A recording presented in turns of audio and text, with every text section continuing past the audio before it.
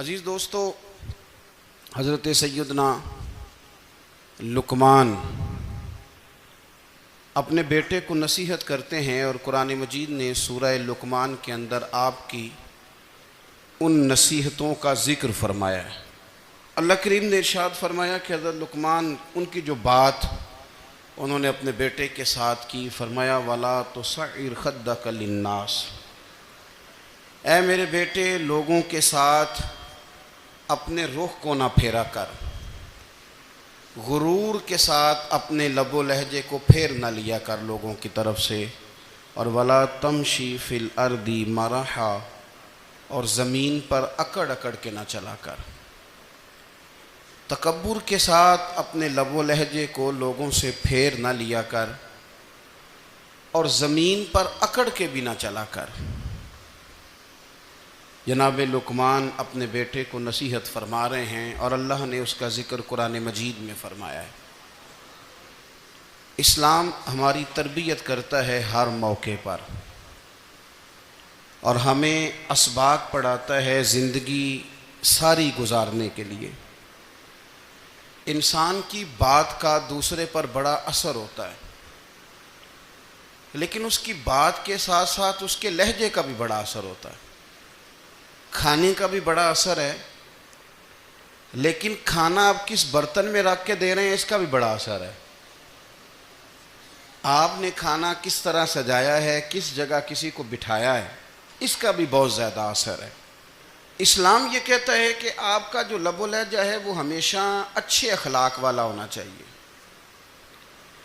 لہجے جو ہوتے ہیں نا، لہجے، لب و لہجہ، وہ بڑی تاثیر رکھتا ہے، بڑا اثر رکھتا ہے۔ چھوٹا سا بچہ ہوتا ہے، دودھ پیتا ہے، ابھی نونہال بچہ ہے چھوٹا سا، ابھی اسے پتہ نہیں ہے کہ کون سی بات کا کیا معنی ہے۔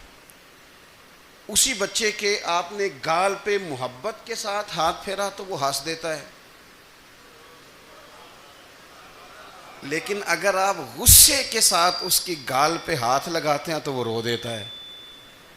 آپ میری بات کو سمجھیں گے، ابھی اس کو لفظوں کے مفاہیم کا نہیں پتہ، معانی سے ابھی وہ آگاہ نہیں ہے، معنی نہیں جانتا، پر آپ نے کس لہجے کے ساتھ اس سے پیار کیا یہ اسے پتہ ہے۔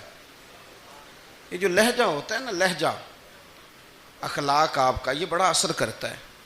آپ نے گفتگو کی، لیکن اس گفتگو میں آپ کا انداز کیا تھا، لب و لہجہ کیا تھا۔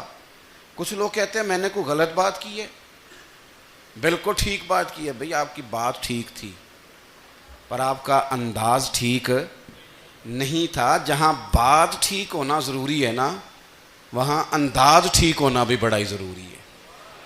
آپ کے لہجے کا خوبصورت ہونا اور آپ کے لفظوں کا حسین ہونا بھی بڑا ہی ضروری ہے۔ اگر آپ تھوڑا سا معاشرے میں غور کریں تو کچھ لوگ ایسے ہیں جو طبعاً ہی بیچارے دنیا میں آئے ہی شکوہ کرنے کے لیے، ان کے لہجے سے نہ ترش روئی برستی ہے، تلخی ہے۔ وہ جی میں فلاں آدمی کے پاس گیا تو اس نے میری بات نہیں سنی، فلاں شخص سے میری ملاقات ہوئی، میں نے وقت گزارا پر وہ بندہ ٹھیک نہیں نکلا، فلاں کے ساتھ میں آگے بڑھنا چاہ رہا تھا پر میرے معاملات چل نہیں سکے۔ تو بھئی آپ دوسروں کو ناپتے اور تولتے رہے، آپ کو یہ دیکھ لینا چاہیے تھا کہ آپ کا انداز فکر ہی کہیں غلط نہ ہو۔ لہجے، اخلاق، یہ آپ کے لفظوں سے بھی زیادہ اثر بعض اوقات رکھتے ہیں۔ کسی نے کہا تھا کہ میرے لہجے میں غرور آیا تھا، اس کو حق تھا کہ شکایت کرتا تھا، میرے لہجے میں کچھ ایسا کہ جس پہ وہ بیچارہ پریشان ہو گیا، اب اس کا حق بنتا تھا وہ اس پہ شکایت کرتا۔ تو میرے عزیز، آپ بات کو یاد رکھیں گے کہ جو اخلاق ہے، آپ کا جو اخلاق ہے، جو آپ کا کردار ہے، وہ اپنی ایک خوبصورتی رکھتا ہے۔ اس لیے میرے نبی پاک صلی اللہ تعالیٰ علیہ وآلہ وسلم نے فرمایا تم میں کامل مومن وہ ہے جس کا اخلاق زیادہ اچھا ہے۔ جو کہانیاں زیادہ سناتا ہے وہ نہیں، جو اپنی خدمات زیادہ بتاتا ہے وہ نہیں، جو باقی سب کی نفی کر کے کہتا ہے کہ دنیا میں کوئی بندہ ٹھیک نہیں، صرف میں ٹھیک ہوں، وہ والا بندہ نہیں، بلکہ فرمایا جس بندے کا اخلاق زیادہ اچھا ہے۔ اخلاق دیکھیں، یہ جو آپ کا لہجہ ہوتا ہے نا، یہ بہت زیادہ اثرات مرتب کرتا ہے آپ کے گھر پہ بھی باہر بھی. آپ اگر اپنی گفتگو میں باڈی لینگویج کو تھوڑا سا اچھا رکھیں.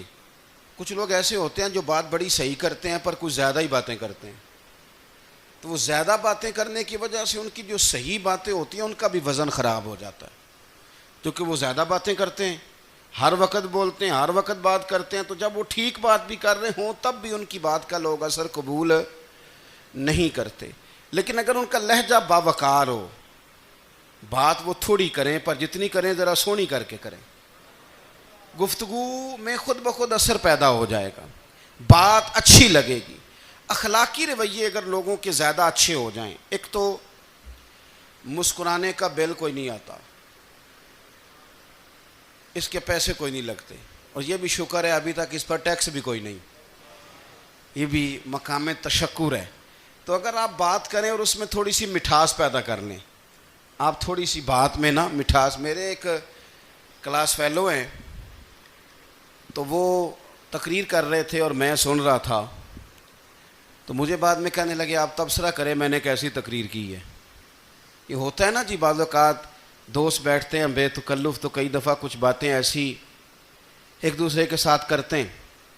تو مجھے کہنے لگے آپ بتائیں کہ میں بات کر رہا تھا تو کیسی تھی. تو میں نے کہا جب آپ بات کر رہے تھے تو میں ڈر رہا تھا, مجھے لگ رہا تھا کہیں آپ لڑ نہ پڑیں. بھئی آپ اطمینان سے بات کریں, آپ تسلی سے بات کریں, آپ خندہ پیشانی کے ساتھ بات کریں. میرے نبی پاک صلی اللہ تعالیٰ علیہ وسلم نے فرمایا, مسلم شریف کی حدیث ہے, حضور فرماتے ہیں نیکی کو کبھی چھوٹا نہیں سمجھنا, نیکی کو حقیر نہیں سمجھنا. کچھ نہ ہو سکے تو اپنے بھائی سے مسکرا کے بات ہی کر لیا کرو. بات کرو تو تمہارے لہجے میں ترش روئی نہ ہو. بعض اوقات آپ تلخ بات کرتے ہیں, آپ کا لہجہ تلخ ہوتا ہے تو آپ کی صحیح بات بھی قبول نہیں کی جاتی.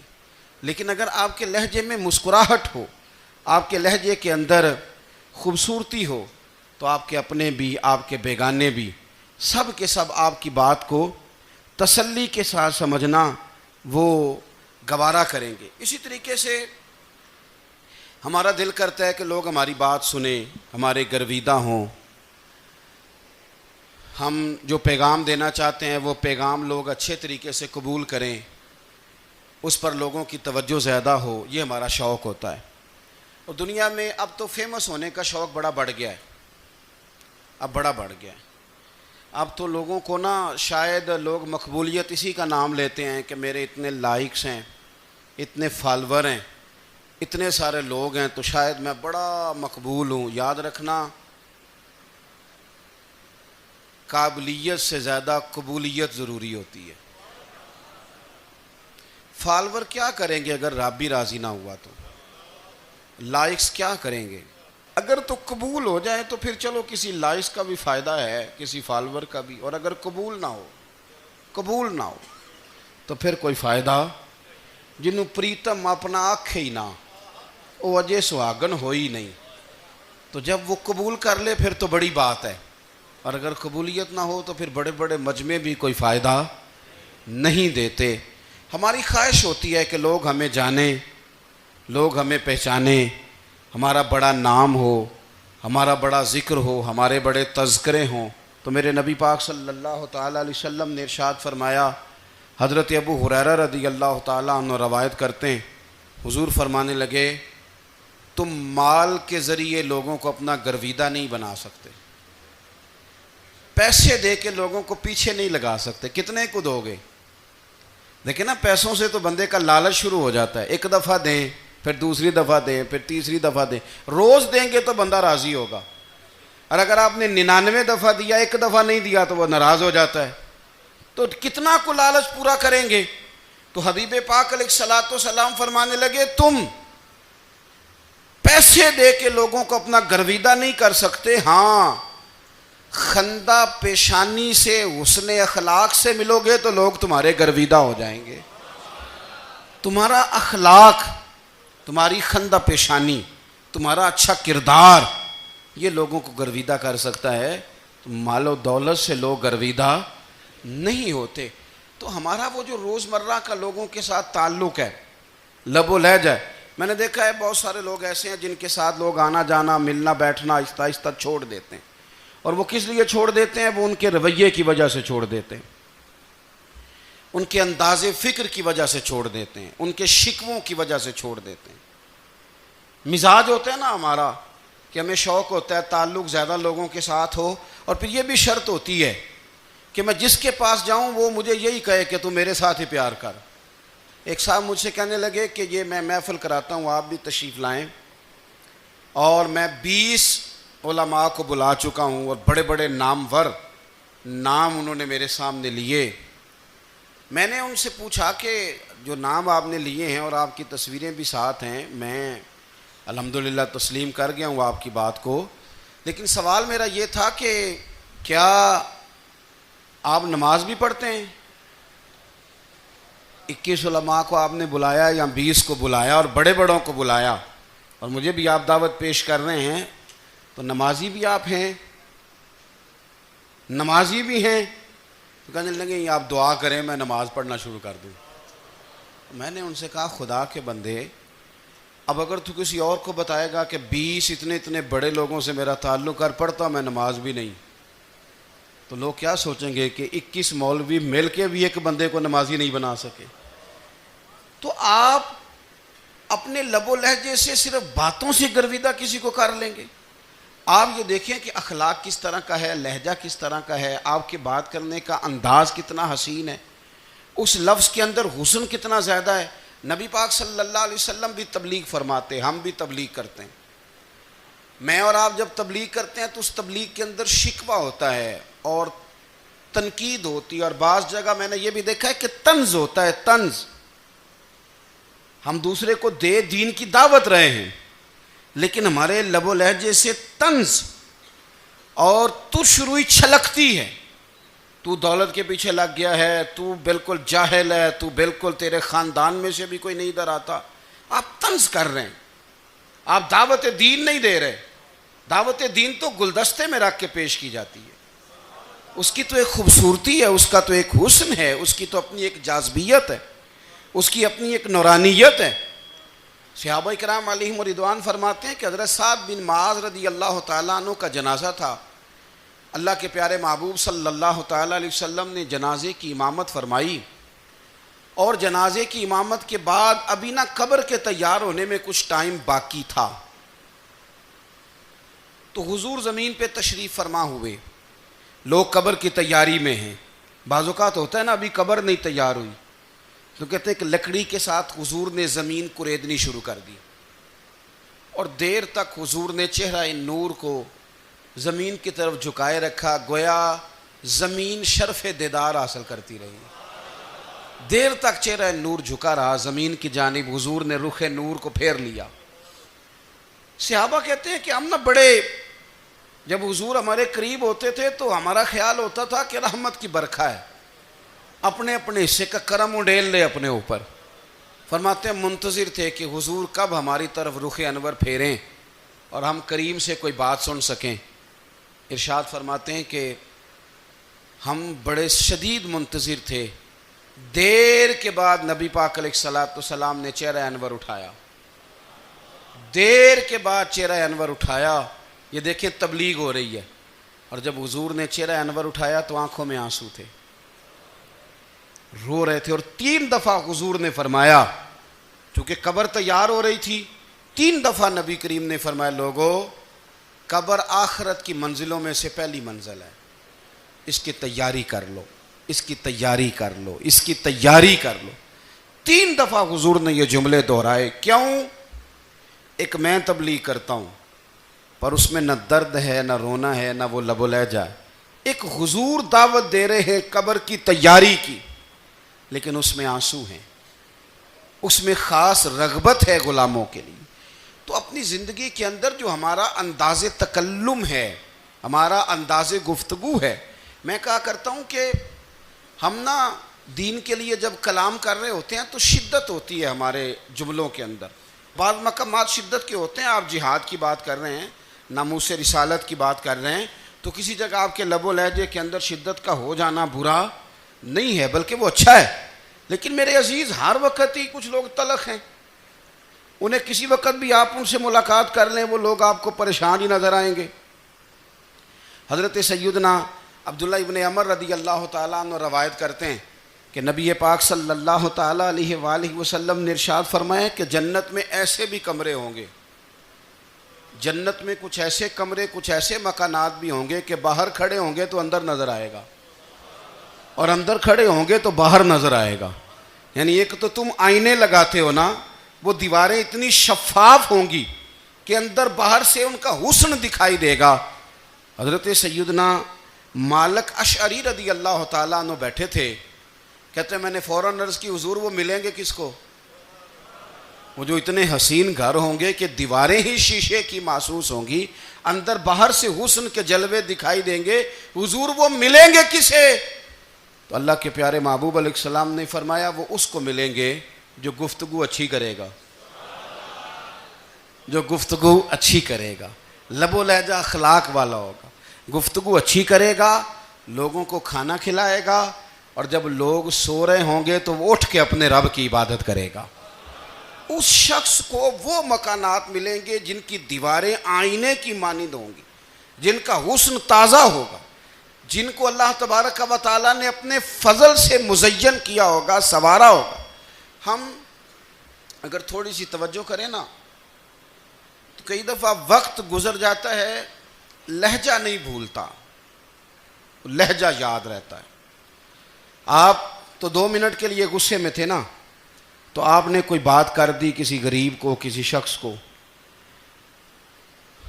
آپ غصے میں تھے، آپ نے کہہ دیا، اس بیچارے نے سن لیا، لیکن وہ باتیں اسے سونے نہیں دیتی، بار بار یاد آتی۔ کوئی آپ کے ساتھ تلخ کلام کر دے نا، کبھی تلخ گفتگو کر دے، بندہ جب سامنے آتا ہے وہ باتیں یاد آ جاتی ہیں، تکلیف ہوتی ہے، اور وقت گزر جاتا ہے۔ لڑائیاں ہمیشہ چل نہیں سکتی۔ لڑائی کتنی دیر کی ہوتی ہے؟ 1 دن کی، 2 دن کی۔ قتل بھی ہوں تو اگر قاتل کو پھانسی بھی ہو جائے تو پھانسی کے بعد بالآخر لڑائی تو ختم ہو ہی گئی نا۔ لڑائی ہمیشہ چلتی، تلخی ہمیشہ چل سکتی نہیں۔ تلخی روٹین میں چلنے والا سکہ، کوئی سکے روٹین میں چلتے وقتی ہوتے، یہ جو غصے کا لب و لہجہ ہے، تلخی کا سکہ، یہ بھائی روٹین میں نہیں چلتا، اس نے ایک نہ ایک دن ختم ہو جانا ہے۔ روٹین میں پیار ہی چلتا ہے۔ حضرت جابر ابن عبداللہ کہتے ہیں حضور پہلے دن مدینہ منورہ آئے، میں زیارت کے لیے گیا تو میں نے مسکراتے دیکھا۔ 10 سال میں دیدار کرتا رہا، اور وصال سے چند دن پہلے بھی میں نے زیارت کی تو مدینے والے محبوب کو مسکراتے ہوئے ہی دیکھا ہے۔ یہ جو آپ کا لب و لہجہ ہے نا، اخلاق والا، حسن والا، مسکرانے والا، یہ لب و لہجہ نا ذرا لمبا چلتا ہے، یہ روٹین ہے، یہ روز چلے گا۔ یہ سکہ وہ ہے جو رائج الوقت رہتا ہے، یہ کبھی بھی ختم ہونے والا یہ خزانہ ہے۔ تو یہ جو آپ کا تلخ لب و لہجہ ہے، یہ روٹین نہیں۔ عارف رومی رحمۃ اللہ علیہ فرماتے ہیں کہ وہ مثال دینے کے لیے بات سمجھاتے ہیں، فرماتے ہیں ایک شخص جنگل میں لکڑیاں کاٹنے جایا کرتا تھا تو شیر سے دوستی ہو گئی، یعنی ڈائریکٹ بادشاہ سے دوستی ہو گئی، اور بادشاہ بھی وہ جو جنگل کا بادشاہ ہے، جنگل کے بادشاہ سے دوستی ہو گئی۔ اب وہ لکڑہارا غریب آدمی تھا، لکڑیاں تو کاٹنی ہوتی تھیں، تو وہ جنگل کا بادشاہ اعلان کر دیتا جانوروں کو کہ میرا دوست آیا، ایک تو کوئی تنگ نہ کرے، اور دوسرا یہ کہ سب لوگ مل کے اس کے ساتھ تعاون کریں۔ کبھی کوئی جانور لکڑیاں اکٹھی کراتا، کبھی کوئی اپنی پشت پہ گدھا، بیل، گھوڑا، خچر رکھ کے وہ لکڑیاں باہر چھوڑنے آتا۔ تو اب اس کی بڑی دھوم مچ گئی جنگل کے اندر، لکڑہارا مزدور تھا، وہ بادشاہ سے دوستی کر کے بادشاہ ہی بن گیا۔ وہ گھر آ کے نا بیوی کو اکثر بتاتا کہ میرا ایک دوست ہے، میں جاتا ہوں تو ساری پہلے ہی مخلوق کھڑی ہوتی ہے میرے استقبال کے لیے۔ دوستی جو بڑے سے ہو گئی ہے، بنا ہے شاہ کا مصاحب تو پھرے ہے اتراتا، وگرنہ شہر میں غالب کی آبرو کیا ہے۔ ہم نے تو پوچھتا ہی کوئی نہیں، یہ تو بنا ہے شاہ کا مصاحب تو پھرے ہے اتراتا، وگرنہ شہر میں غالب کی آبرو کیا ہے۔ تو وہ لوگوں کو بتاتا، بیوی کو بھی بتاتا دوست ہے، تو بیوی کہنے لگی اتنی تو تعریفیں کرتا، یہ نہیں بتایا کہ وہ جنگل کا شیر ہے، بس نیرا دوست بتا دیا۔ بیوی کہنے لگ گئی کہ تو اتنا جو اس کا ذکر کرتا ہے تو کسی دن بلا نا، بلا کسی دن تاکہ اس کی دعوت کریں. اب اس نے پھر نہ اس کو پردے میں رکھا. کیا کہتے ہیں آج کل؟ سرپرائز دینا ہے. ان کا سرپرائز دینا ہے جی. پردے میں رکھا کہ وہ شیر ہے. تو وہ بلا لیا گھر. اب اس کے لیے کچا گوشت، ظاہر ہے شیر نے کچا گوشت سکھانا تھا. وہ کہنے لگی پکانا کس طرح کا ہے؟ وہ کہنے لگا جب وہ آئے گا پھر بتاؤں گا. اب وہ کچا گوشت 2-3 بکرے ذبح کر کے ڈال دیے. وہ آ گیا شیر. اور پھر امی کہتے ہیں جب وہ آیا نا تو اس کی بیوی نے دیکھا تو اس نے ایک سخت جملہ کہہ دیا. کہنے لگی اوہو میں سمجھی تھی پتہ نہیں کون ہے. اس طرح کے درندے تیرے یار ہیں، کتے بلے دوست بنائے ہوئے ہیں. یہ کیا بات ہوئی؟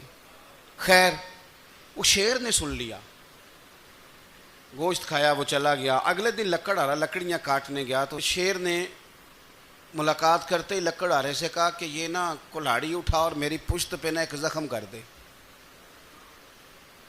اس نے کہا نہیں میں یہ کام نہیں کرتا، تو میرا دوست ہے. اس نے کہا سن بھائی میں نے پیار سے کہا ہے تو مان جا، ورنہ میں ہوں شیر، میں نے تجھ سے منوا ہی لینا ہے. میں کوئی تکلیف دوں گا مناسب نہیں، تو کر. اس نے کلاڑی اٹھائی اور اس کی پشت پہ ایک زور سے زخم لگا دیا، خون بہنے لگا. اس نے کہا تو نے آج کے بعد آنا ہے، لکڑیاں کاٹنی ہے، تجھے کوئی کچھ نہیں کہے گا، بس یہ ایک حکمت تھی جو میں نے کیا ہے. قصہ مختصر. وہ آتا رہا، لکڑیاں ملتی رہیں، خدمت بھی ہوتی رہی. 6-8 ماہ گزر گئے. ایک دن شیر اس سے کہنے لگا یہ میرے ذرا بال اٹھا کے دیکھ، وہ جو تو نے زخم لگایا تھا وہ کہاں پہ ہے؟ اس نے وہ بال اٹھا کے دیکھا تو زخم ملا ہی نہیں. کئی جگہ پہ ٹٹولا کا یار یہاں تھا یہاں تھا یہاں تھا. شیر نے پھر کیا کمال ہی جملہ کہا. اس نے کہا کہ وہ جو کلاڑی کا زخم تو نے لگایا تھا نا وہ مکمل ہو گیا، لیکن تیری بیوی کا جو لہجہ تھا اور اس کی جو تلخی تھی وہ آج تک میرے ذہن میں موجود ہے. وہ ابھی بھی مجھے تکلیف دیتی ہے. بات سوچتا ہوں مجھے اس نے درندہ کہا، اس نے میرے بارے میں اتنے کچے اور کمزور اور سخت جملے کہے، تو وہ بات مجھے بھولتی، وہ آج بھی میرے ذہن میں اسی طرح گونجتی ہے. تلخ جملے جو اس نے کہے اور خوفناک جو انداز اس نے اختیار کیا، وہ بات مجھے کبھی بھی بھولتی. تو آپ کے لفظ لوگوں کو بھول جاتے ہیں پر لہجہ یاد رہتا ہے اگر ہم اپنے لہجے پر تھوڑی توجہ ہی کر لیں. کچھ لوگ کہتے ہیں جی میرا جی روٹین ہی یہ ہے بات کرنے کی. تو یہ یاد رکھنا کسی وقت ایسا بھی ہوتا ہے کہ شیر کو سوا شیر مل جاتا ہے. پھر ایسا نہ ہو کہ آپ کی تلخی کی جواب میں کوئی اس طرح کی تلخی ہو کہ پھر آپ اس کو کبھی بھلا نہ سکیں. ہمارے ہاں نا یہ دور تیزیاں دکھانے کا دور ہے. کچھ لوگ ضرورت سے زیادہ تیزی دکھانے کی کوشش کرتے ہیں. ان بیچاروں کا کبھی کبھی اتنا سخت نقصان ہوتا ہے کہ ان کو ان سے بھی کئی گنا تیز بندہ مل جاتا ہے. وہ کسی ایسی جگہ جا کے بیچارے الجھ جاتے ہیں جہاں سے واپسی کا راستہ نظر نہیں آتا. حضرت حانی رضی اللہ تعالیٰ عنہ اپنی قوم کے ایک وفد کے ساتھ نبی پاک صلی اللہ علیہ وسلم کی بارگاہ میں حاضر ہوئے. نبی پاک علیہ السلام نے ان کی ساری باتیں سنی. تو ان میں سے ایک شخص نے عرض کی یا رسول اللہ صلی اللہ علیہ وسلم میں نا زیادہ باتیں نہیں یاد رکھ سکتا. حضور میں شاید کمزور حافظے والا ہوں، زیادہ باتیں نہیں میں یاد رکھ سکتا. حضور مجھے کوئی ایک ایسی بات آپ ارشاد فرما دیں کہ میں عمل کروں تو پھر جنت میرا مقدر بن جائے. میں چاہتا ہوں کہ مجھے کچھ ایسا مل جائے کہ میں اسی پر عمل. وہ کہا تھا نا درویش نے کہ علم و بس کری ہو یار کیونکہ ایک کوئی حرف تینوں درکار. تو مجھے کوئی ایسی چیز مل جائے کہ وہ پھر جنت میرا مقدر بنے. تو حضور نے فرمایا 3 کام کرنا. ایک تو گفتگو جب بھی کرنا اچھی کرنا. تمہارا لب و لہجہ تمہاری گفتگو میں کبھی کوئی کمزوری نہ آئے. گفتگو اچھی کرنا، اچھی گفتگو. اور دوسرا حضور نے فرمایا سلام کو عام کرنا. اور تیسرا فرمایا لوگوں کو کھانا کھلانے میں رغبت پیدا کرنا. یہ کام کر پھر اللہ تبارک و تعالیٰ تیرے مقدر میں جنت کو شامل فرما دے گا. تو میرے عزیز آپ اس بات کو سمجھیں کہ ہمارے اخلاقی رویے، ہمارا کردار، ہمارا لب و لہجہ، ہم نا ڈنڈے کے زور پر حکومت قائم کرنا چاہتے ہیں. آپ کو پتہ ہے بہت سارے ملکوں میں دین گیا اور پھر اللہ تعالیٰ معاف کرے بعض جگہ پہ دینی اقدار کو، دینی لوگوں کو زوال بھی آیا۔ بر صغیر پاک و ہند میں دین آیا لیکن اللہ کے فضل سے زوال نہیں آیا اور کبھی آئے گا بھی نہیں، کبھی آئے گا بھی نہیں۔ وہ جو ہم پہ بڑا اعتراض کرتے ہیں نا ہمارے معاملات پہ اور بڑے بڑے فتوے دیتے ہیں، یہ بات وہ بھی کہتے ہیں کہ ان کے دلوں میں عشق رسول کی شمع بہت زیادہ فیروزہ ہیں، یہ بیگانے بھی مانتے ہیں۔ کیوں بھلا؟ اس کی وجہ سمجھیں، ہمیں جو دین پڑھایا ہے وہ صوفیاء نے پڑھایا ہے، اور صوفی جو دین پڑھاتا ہے نا اس کا لب و لہجہ میٹھا بڑا ہوتا ہے، اس کے لب و لہجے میں اخلاص بڑا ہوتا ہے، اس کے لب و لہجے میں للہیت بڑی ہوتی ہے، تلخی نہیں ہوتی۔ تو وہ دین پڑھاتے نہیں، وہ گھول کے پلا ہی دیتے ہیں۔ انہوں نے نا لوگوں سے پیار ڈالا، لوگوں کی ان کے ساتھ محبت ہو گئی، پیار ہو گیا، پھر انہوں نے میٹھے انداز میں لوگوں کو دین سمجھایا، ان کو اچھے طریقے سے اچھے لب و لہجے میں دین کی اور خیر کی باتیں ان تک پہنچائیں۔ اس کا فائدہ یہ ہوا میرے عزیز کہ لوگوں کی روحوں تک دین اتر گیا ہے۔ ہمارے وہ بچے جن کی عمریں ابھی بالکل چھوٹی ہوتی ہیں، 4 سال 5 سال کی، وہ بھی رسول پاک کا نام لیتے ہیں تو بڑے وجد کے عالم میں لیتے ہیں۔ کیوں؟ اس لیے کہ ہمارے بزرگوں نے ہمیں اچھے طریقے سے، اس لیے نبی پاک صلی اللہ تعالیٰ علیہ وسلم نے فرمایا کہ حسن اخلاق والا آدمی اپنے اخلاق کی بنیاد پر نفلی روزہ رکھنے والوں اور رات کو قیام کرنے والوں سے زیادہ فضیلت حاصل کر لیتا ہے، اس لیے کہ اس کا اخلاق، اس کا لب و لہجہ، اس کا انداز، اس کی گفتگو، وہ جو گفتگو اس کی ہوتی ہے وہ اتنی میٹھی ہوتی ہے کہ لوگوں کے دل نہیں ٹوٹتے، بلکہ بعض اوقات اس کی گفتگو کی وجہ سے جو غم زدہ آدمی ہوتا ہے اسے سکون مل جاتا ہے، اسے تسلی۔ دیکھیں، انسان نے انسان رہنا ہے، اس نے نہ فرشتہ بننا ہے معاذ اللہ، نہ اس نے خدا بننا ہے، اس نے انسان رہنا ہے، لیکن وہ کچھ بھی نہیں کسی کا سنوار سکتا، صرف اتنا ہے کہ اگر آنے والے کی وہ صرف اشک شوئی کر دے، بات توجہ سے سن لے اور جاتے وقت 2 جملے تسلی کے بول دے، اور اس کے جو بول ہوں وہ ذرا میٹھے ہوں، میٹھے، ککھ سواد نہیں مشری اندر، اساں کھنڈاں وی چکھ ڈٹھیاں پر انہاں ساریاں شیواں نالوں گلاں سجن دیاں مٹھیاں۔ اگر انداز تھوڑا سا شستہ ہو، انداز تھوڑا سا ٹھیک ہو، لب و لہجہ تھوڑا سا ٹھیک ہو۔ اب ہمارے جو جدید اسکالر آئے ہیں وہ کہتے ہیں باڈی لینگویج۔ باڈی لینگویج کیا ہے؟ نہیں، آپ نے کچھ بھی نہیں کہا لیکن کسی بندے کی طرف دیکھ کے نا آپ تنزن ہنسے ہیں، صرف تکلیف ہوتی ہے کہ نہیں؟ تو آپ نے بات تو کی کوئی نہیں، اس کا مطلب ہے لفظوں کا نہیں، لہجوں کا بھی اثر ہوتا ہے، لہجوں کا بھی اثر ہوتا ہے۔ جو لہجے ہوتے ہیں یہ بڑے دیر پا ہوتے ہیں، ان کے اندر بڑی مسکراہٹ ہوتی ہے، ان کے اندر بڑا پیار ہوتا ہے، اور آپ ترشروح ہو کے جب کوئی کام کرتے ہیں، سخت ہو کے کوئی کام کرتے ہیں، تو پھر اس کے اندر حسن نہیں رہتا، خوبصورتی نہیں رہتی۔ نبی پاک علیہ السلام کا فرمان سنیں، میں بات کو سمیٹوں، کلیجہ ٹھنڈا کرتا ہے۔ حضور نے فرمایا قیامت کے دن میرے زیادہ قریب وہ لوگ ہوں گے جن کے اخلاق زیادہ اچھے ہوں گے، ان کو نہ ذرا نیڑے جگہ ملے گی، قرب میں ذرا جگہ ملے گی، قرب میں۔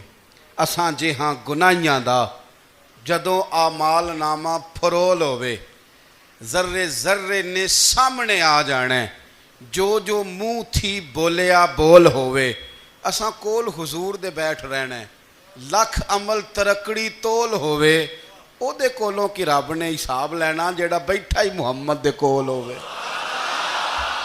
او دے کولوں کی رب نے حساب لینا جیڑا بیٹھا ہی حضور دے۔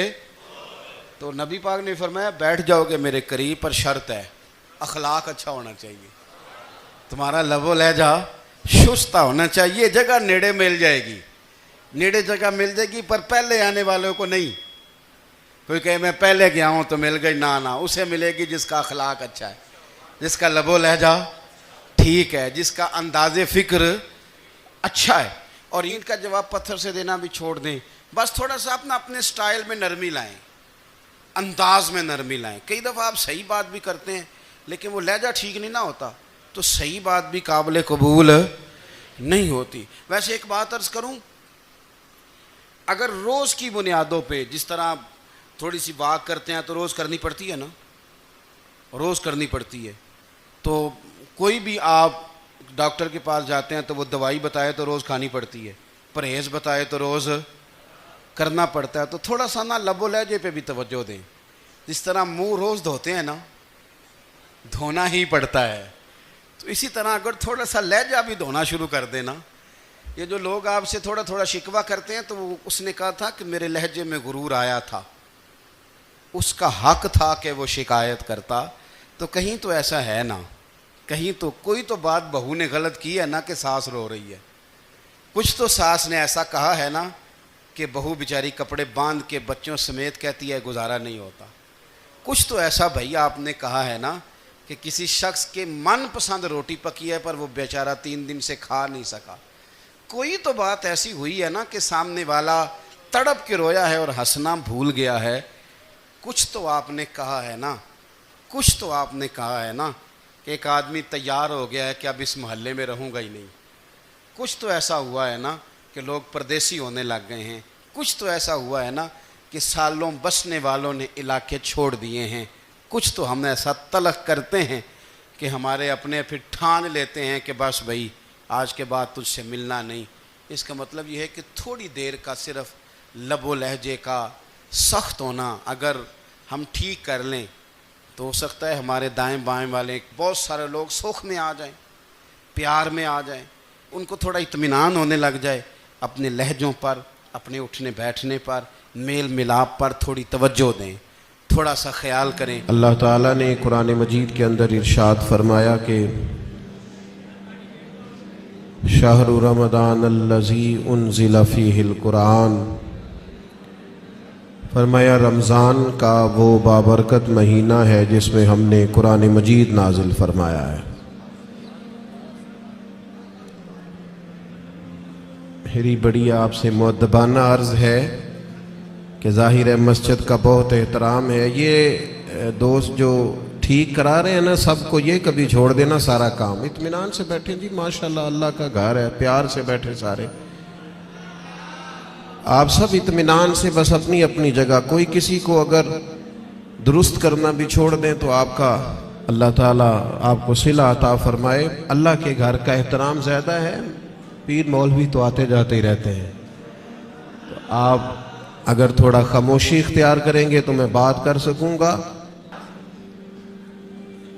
اللہ کریم آپ کو بہترین صلہ عطا فرمائے۔ میرا خیال ہے اس ماحول کو دیکھ کر بہت سارے دوستوں کا یہ والا شکوہ تو مجھ سے اٹھ جانا چاہیے کہ میں بہت ساری جگہوں پہ کیوں حاضر نہیں ہو پاتا۔ اب دوستوں کو جب ہماری وجہ سے تکلیف ہوگی، جس طرح لوگ آزمائش میں بیٹھے ہیں، تو ظاہر ہے اس کا اثر ہوتا ہے طبیعت پہ۔ ہم بڑے چھوٹے لوگ ہیں، اللہ تعالی ہماری خطاؤں سے درگزر فرمائے۔ آپ اطمینان سے مسجد کے بہت زیادہ احترام کو، اللہ کے گھر کے بہت زیادہ ادب کو ملحوظ خاطر رکھیں، اور ویڈیو اتنی ضروری تھی تو مجھے بتاتے، میں صرف ویڈیو بھیجتا، میرا تو خیال تھا کہ مجھے آپ سے گفتگو کرنی ہے۔ اللہ تعالیٰ آپ کو بہت سی بہترین برکتوں سے مالا مال فرمائے۔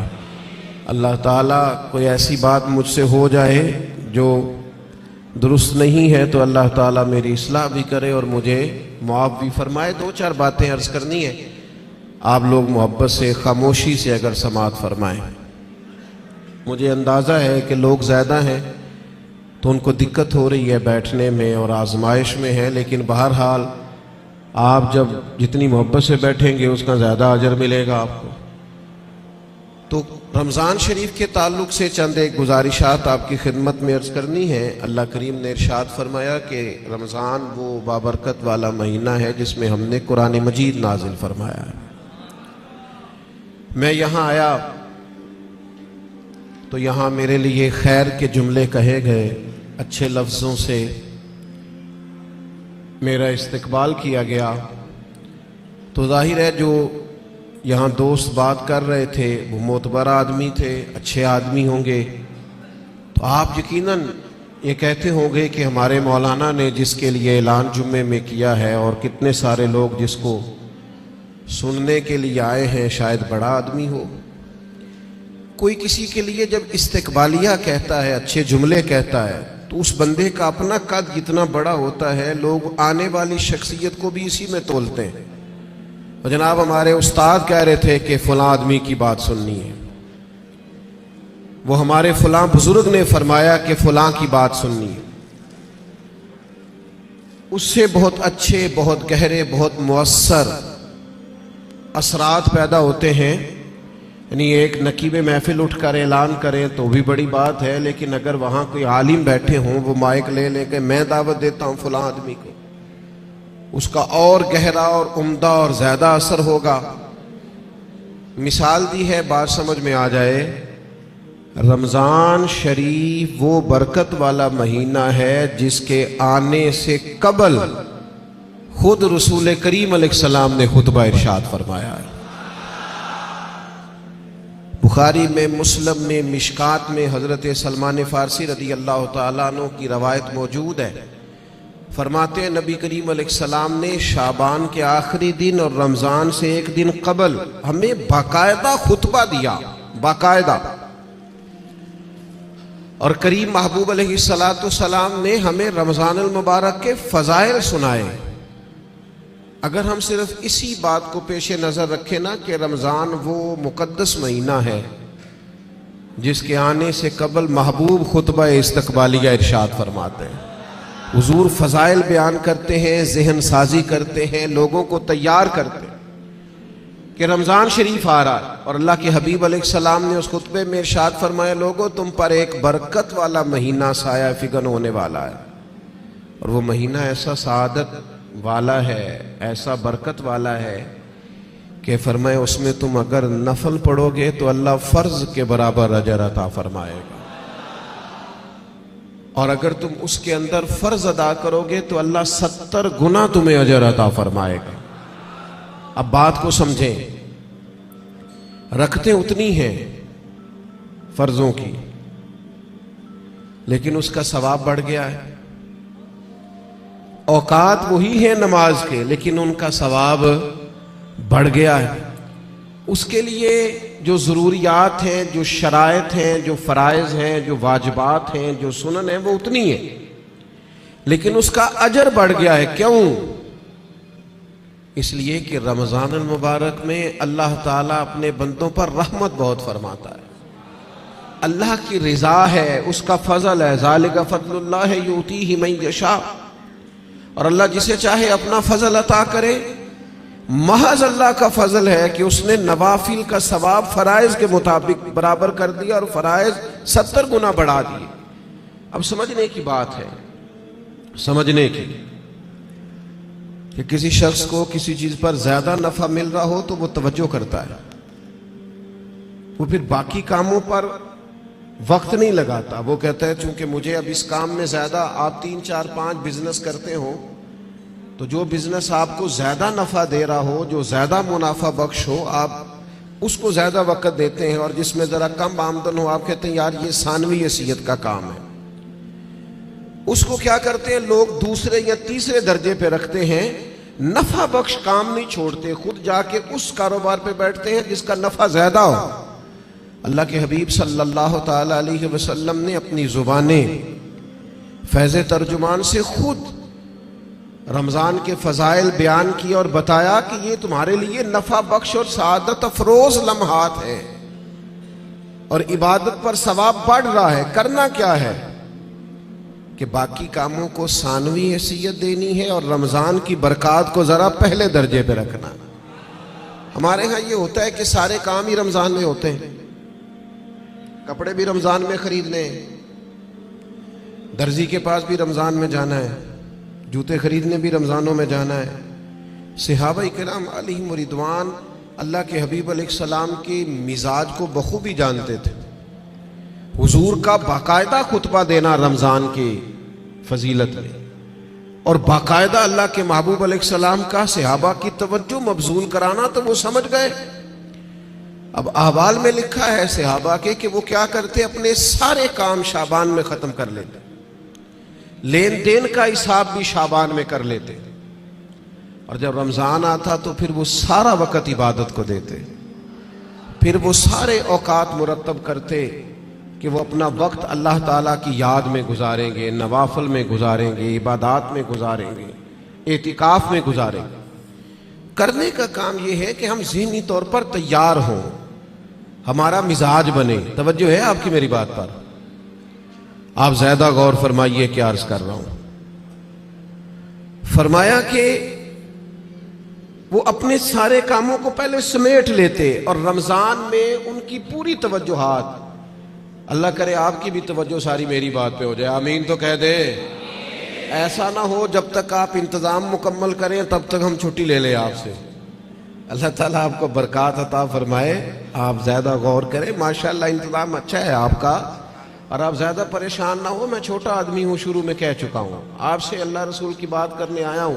آپ زیادہ توجہ سے سنیں گے، طبیعت عمل کی طرف مائل ہوگی تو میرے لیے ذخیرہ آخرت بنے گا۔ تو آپ غور کریں بات پر، چھوڑ دیں باقی چیزوں۔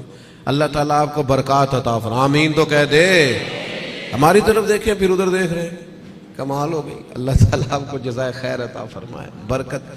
جو استاد ٹائپ لوگ ہوتے ہیں نا، پڑھنے پڑھانے والے، وہ کہتے ہیں بچے کو میری طرف دیکھ، چاہے علی بات آسا بھی پڑھا رہا ہوں نا تو پورا دیکھے گا تو سبق کا مزہ آئے گا۔ اللہ تعالیٰ آپ کو برکات عطا فرمائے، جزائے خیر۔ اور ویسے بھی ہماری محافل میں ایک آدھ آدمی ہوتا ہے جس نے مجمع میں بھی لازمی بیٹھنا ہوتا ہے اور سارے انتظام بھی کرنے ہوتے ہیں۔ بھئی آپ کو بندوبست کرنا ہے تو آپ ادھر تشریف لے جائیں جہاں بندوبست ہو رہا ہے۔ اب یہاں بھی تشریف فرمائیں، وہاں بھی تشریف فرمائیں، تو روحانیت سے ہی کام چلائیں، یہی زیادہ بہتر ہے۔ اللہ تعالیٰ آپ کو بہت سی برکتیں عطا کرے، سلامتی عطا فرمائے۔ اللہ تعالیٰ اس محفل کی سب برکات ہمیں نصیب کرے۔ تھوڑی تقریر کرنے والا آدمی ہوں تو چاہتا ہوں کہ سارا کام محفل کو درست کرنے میں ہی نہ لگ جائے، کچھ بات بھی ہو جائے۔ تو اگلی بات یہ ہے کہ رمضان میں کرنا کیا ہے، عبادات کون کون سی ہم نے زیادہ کرنی ہے۔ سب سے پہلے تو یہ سمجھ لیں کہ روزہ دار کا سارا وقت ہی عبادت میں ہے۔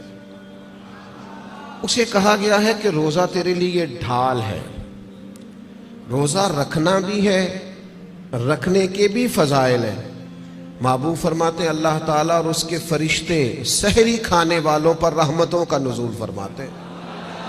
نہیں، آپ کھانا ہی کھا رہے ہیں لیکن کھانا کھاتے کھاتے آپ پر رحمت ہو رہی ہے۔ اور حضور علیہ السلام نے فرمایا، اور ہمارا اور دیگر مذاہب والوں کا فرق یہ ہے کہ ہم سحری کھاتے ہیں اور وہ بغیر سحری کھائے روزہ رکھتے ہیں۔ یعنی سحری کھانا، اس کو اللہ کے محبوب علیہ السلام نے کتنا درجہ عطا فرمایا۔ اب آپ نے روزہ رکھ لیا، روزہ ڈھال ہے، اس کو رکھنا بھی ہے اور اس کی حفاظت بھی کرنی۔ تھوڑا سا اپنے آپ کو رمضان المبارک میں بدلنا ہے، روٹین کا کام نہیں کرنا۔ آپ نے روزہ رکھا ہے، اب آپ کو اس روزے کا محافظ بننا ہے۔ اس کے لیے کیا کریں گے؟ اپنے آپ پر ذرا پابندی لگائیں گے۔ حضور علیہ السلام کی خدمت میں کچھ خواتین حاضر ہوئی تھی کہ ہم روزے دار ہیں، تو فرمایا تم نے تو غیبت کی ہے، مردہ بھائی کا گوشت کھایا ہے، کہاں رہا تمہارا روزہ؟ جب تک کوئی جھگڑا نہ کرے، جب تک کوئی غیبت نہ کرے، اتنی دیر تک تو اس کا روزہ ڈھال ہے۔ لیکن اگر کوئی یہ کام کرتا ہے تو اس کا لازمی نتیجہ یہ نکلتا ہے کہ وہ اپنے روزے کی برکات کو ضائع کرتا ہے۔ روزے کے محافظ بنے۔ اگر کوئی شخص ایسی بات بھی کرتا ہے تو اسے کہیں بھئی میں روزہ دار ہوں، اس روزے کے محافظ بنے۔ پھر رمضان المبارک کے اندر قرآن مجید کے ساتھ رمضان کا بڑا گہرا رشتہ ہے۔ جو آیہ کریمہ میں نے تلاوت کی، جو حصہ میں نے پڑھا، اس میں بھی فرمایا اللہ تعالیٰ نے شہر رمضان الذی انزل فیہ القرآن، یہ رمضان کا وہ مہینہ ہے جس میں ہم نے قرآن مجید کو نازل فرمایا ہے۔ ہمارا نا قرآن مجید کے ساتھ رشتہ آخر کس طرح کا ہونا چاہیے؟ اللہ کا فضل ہے، رمضان کے اندر آپ کو بہت حفاظ ملیں گے۔ اب ایسا نہیں ہے کسی جگہ کہ کوئی شخص یہ کہے کہ ہمیں قرآن مجید سننا تھا تراویح میں لیکن ہمیں حافظ نہیں ملا۔ یہ ہو سکتا ہے کسی حافظ کو مسجد نہ ملے، یہ ممکن ہے سنانے کا موقع نہ ملے، لیکن اللہ کا یہ احسان ہے کہ ایسا کوئی شخص نہیں۔ حفاظ بڑے ہیں، قراء بڑے بڑے اعلیٰ ہیں، قرآن مجید کے عالم، ترجمہ کرنے والے، تفسیر بیان کرنے والے، سمجھانے والے بڑی تعداد رکھتے ہیں۔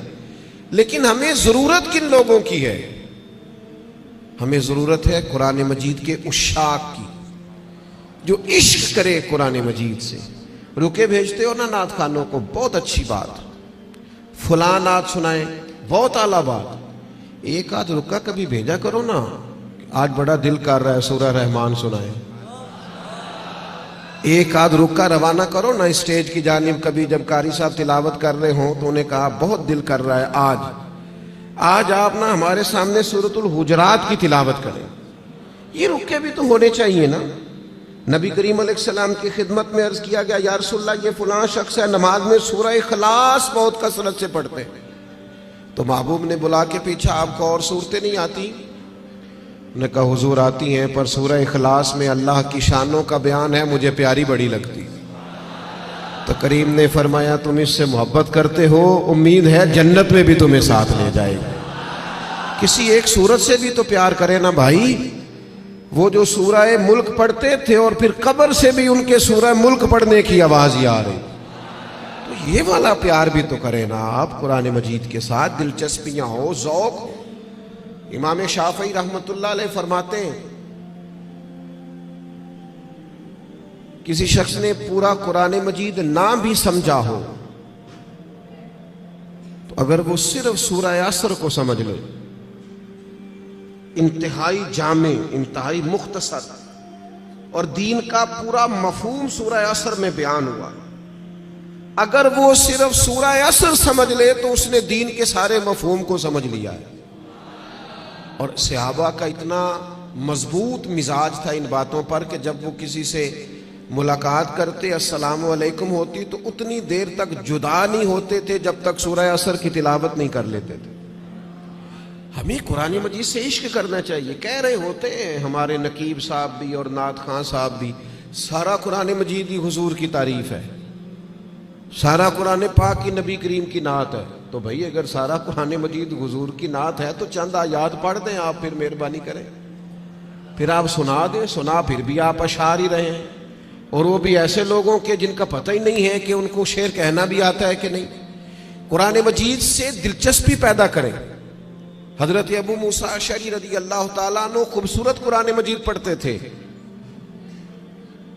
تو حضرت عمر انہیں بلا کے فرمایا کرتے تھے ابو موسیٰ ذرا مجھے میرے رب کی یاد تو دلانا. تو وہ اشارہ سمجھ جاتے اور فوراً قرآن مجید کی تلاوت شروع کرتے. قرآن پاک سے پیار کریں. یہ رمضان کا قرآن سے خاص رشتہ ہے. مجھے نہیں پتا آپ بڑے شہر میں رہتے ہیں، میرا تو ایک چھوٹے سے علاقے سے تعلق ہے. ہم جب چھوٹے ہوتے تھے تو گھروں میں بہن بھائیوں کی حتیٰ کہ بڑوں کی بھی دوڑ لگی ہوتی تھی. قرآن مجید سارا دن تلاوت ہوتی تھی اور ایک دوسرے سے پوچھا کتنے سپارے ہوئے، میں نہیں بتاؤں گا، تو پہلے بتا تیرے کتنے ہوئے. اور اگر وہ پوچھنے کو آ جاتے تھے، دیکھنے کو آ جاتے تھے کون سا پارا پڑھ رہے ہیں تو چھپایا جاتا تھا. لیکن کیا کروں میں کس درد سے یہ بات کروں. اب موبائل صرف جوان بیٹا ہی زیادہ استعمال نہیں کرتا، اس کا باپ بھی بہت استعمال کرتا. اب ٹیلی فون پر صرف بچے نہیں لگے ہوئے، ان کی اماں بھی بہت استعمال کر رہی. وہ عشق جو آپ کا قرآن مجید سے ہونا چاہیے تھا، جو ذوق قرآن پاک سے ہونا چاہیے تھا، پلٹ کر قرآن مجید کی آیات کو پڑھنا چاہیے تھا. آپ نے جس قدر چیزیں اپنے موبائل سے لی ہیں، یاد کی ہیں، ذہنوں پہ بٹھائی ہیں، کاش آپ ایک دو آیات ہم سارے یاد کرنی شروع کرتے، اصلاح لیتے، کہاں تک بات پہنچ جاتی. سیدہ طیبہ طاہرہ حضرت عائشہ صدیقہ رضی اللہ تعالی عنہ بیان فرماتی ہیں کہ نبی کریم علیہ السلام ہر سال رمضان المبارک میں قرآن مجید کا دور فرماتے تھے حضرت جبریل امین کے ساتھ. یعنی پورا قرآن مجید محبوب حضرت جبریل امین کو سناتے اور وہ نبی کریم کو سناتے. اور فرماتی ہیں جس سال حضور کا وصال ظاہری ہوا ہے اس سال 2 مرتبہ سرکار نے قرآن مجید سنایا اور 2 بار سنا ہے. چلے یہ ذوق تو پیدا کریں، قرآن مجید سے اپنی دلچسپی پیدا کریں. 2 سپارے تو قرآن مجید کے روز ہمیں پڑھنے چاہیے. وعدہ نہیں لے رہا، ارادہ کرا رہا ہوں. ایک پارہ مسجد میں پڑھیں صبح. میری اپیل ہے کہ رمضان شریف میں موبائل کم استعمال کریں. آپ کے خبریں سننے سے اور تبصرے سننے سے ملک میں کوئی انقلاب بھی نہیں آئے گا، نہ پہلے آیا ہے. تبصرے ہونے سے کچھ نہیں آیا تو کیا نتیجہ ہے؟ کچھ بھی نہیں. میں جی خبریں سنتا ہوں، آپ 1 مہینہ خبریں بھی رہنے دیں. آپ کے جو تعلق کی بات ہے، کوئی مجبوری آپ دیکھیں، باقی چھوڑ دیں. وقت قرآن مجید کو دیں. یہ سمجھ کر کہ ہمارے رسول پاک کا طریقہ ہے، کریم محبوب کا طریقہ ہے. قرآن مجید کو رمضان میں خاص وقت دیں. ایک پارہ مسجد میں پڑھیں، مسجد کا حق ہے. ایک گھر میں پڑھیں، گھر کو قبرستان نہیں بنانا. اور تراویح کا آپ ارادہ تو کریں کہ میں نے انشاءاللہ ایک ہی مسجد میں شروع کرنی ہے اور پوری 20 رکعت پڑھنی ہے اور اسی مسجد میں پورا قرآن مجید سننا.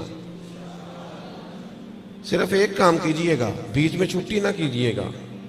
ورنہ اپنے آپ سے پوچھ لیں، جس دن چھوٹے ہوتے اسکول سے چھٹی کرتے تھے، اگلے دن بھی چھٹی کرنے کو دل کرتا تھا. اور روٹین میں چلتے رہتے تھے تو کام روٹین میں پڑھو گے، ہر روز پڑھو گے اور کھڑے رہو گے تو کچھ بھی نہیں ہوگا. 1-2 دن میں انسان کی نفسیات ہے، 1-2 دن میں روٹین بن جاتی. آپ ایک دن اٹھیں صبح 5 بجے، تھوڑا مشکل ہوگی آپ کو، بار بار موبائل بجے گا. دوسرے دن بھی شاید تھوڑی مشکل ہو، تیسرے دن موبائل بجے بغیر آنکھ کھلے گی. روٹین بن جاتی ہے آدمی. آپ پابندی سے قرآن مجید سنیں رمضان شریف میں، تراویح میں کچھ بھی نہیں ہوگا. بہت گرمی ہوتی ہے، بہت مشکل ہوتی ہے. اور خدا کے بندو، جو قوم کئی گھنٹے امیگریشن کی لائنوں میں لگی رہتی ہے، جو پاسپورٹ اور شناختی کارڈ کے دفاتر میں کھڑی رہتی ہے، وہ قرآن مجید کے لیے کھڑا ہو کے تو دیکھے اللہ کی رحمت کتنی نازل ہوتی ہے. وہ کوشش کرے تو صحیح. آپ کو شرعی عذر ہے، کسی کو کوئی ایسی تکلیف ہے، بیماری ہے، معاملہ الگ، قرآن مجید سے اپنا ذوق پیدا کریں. ہمارے ایک استاد صاحب تھے، پیر سید مراتب علی شاہ صاحب رحمۃ اللہ علیہ. حضور شیخ الاسلام خواجہ قمر الدین سیالوی کے وہ خلیفہ تھے اور حضرت محدث اعظم پاکستان رحمۃ اللہ علیہ کے شاگرد تھے. تو میں نے ان کو دیکھا کہ وہ جب بہت ضعیف ہو گئے تھے، اس حالت میں بھی وہ بہت عرصہ انہوں نے خود قرآن مجید سنایا، تو حافظ کے پیچھے کرسی پہ بیٹھتے تھے. بہت بڑھاپا تھا، ظاہری طور پر کمزوری تھی، پر جو قرآن مجید سے ان کا پیار تھا وہ بڑا انوکھا تھا. قرآن مجید سے محبت پیدا کریں، ذوق پیدا کریں. اور میں آپ سے عرض کروں، آپ کا جو بچہ بڑا چھوٹا ہے نا، 2-2.5 سال کا ہے، بچی بڑی چھوٹی ہے، آپ قرآن مجید لے کے گھر میں بیٹھ جائیں، انشاءاللہ وہ بھی پارہ لے کے آپ کے قریب آ کے بیٹھ جائیں گے. آپ یہ کریں، آپ دیکھیں انقلاب آتا ہے. تیسرا کام جو ہم نے رمضان شریف میں کرنا ہے وہ ہے ایک دوسرے کا خیال رکھنے کا کام. رمضان غمخواری کا مہینہ ہے. اپنے اخراجات کم کریں، اپنے ارد گرد خیال کریں. حضرت عبداللہ ابن عمر رضی اللہ تعالیٰ عنہ فرماتے ہیں کہ حضور تو ہمیشہ ہی بانٹا کرتے تھے، پر رمضان میں جو نبی پاک کی سخاوت ہوتی تھی، حضور اس طرح بانٹتے کہ دونوں ہاتھوں سے تقسیم فرماتے. رمضان المبارک میں سخاوت کا مزاج بدلیں. ہمارے ہاں بھی سخاوت ہوتی ہے، آپ کا نہیں مجھے پتا. ویسے ہمارے ہاں آئمہ مساجد کو جو جوڑا دیا جاتا ہے نا سوٹ سینے کے لیے، وہ 27ویں رمضان کو باز لو. آپ کے ہاں کب دیتے ہیں؟ وہ 27ویں کو اس لیے دیتے ہیں کہ درزی کوئی پکڑتا نہیں نا، پھر سی کے نہیں دے گا، بغیر سلا دیتے ہیں 27 کو، تاکہ کہیں امام سلوا نہ لے اور پہن ہی نہ لے.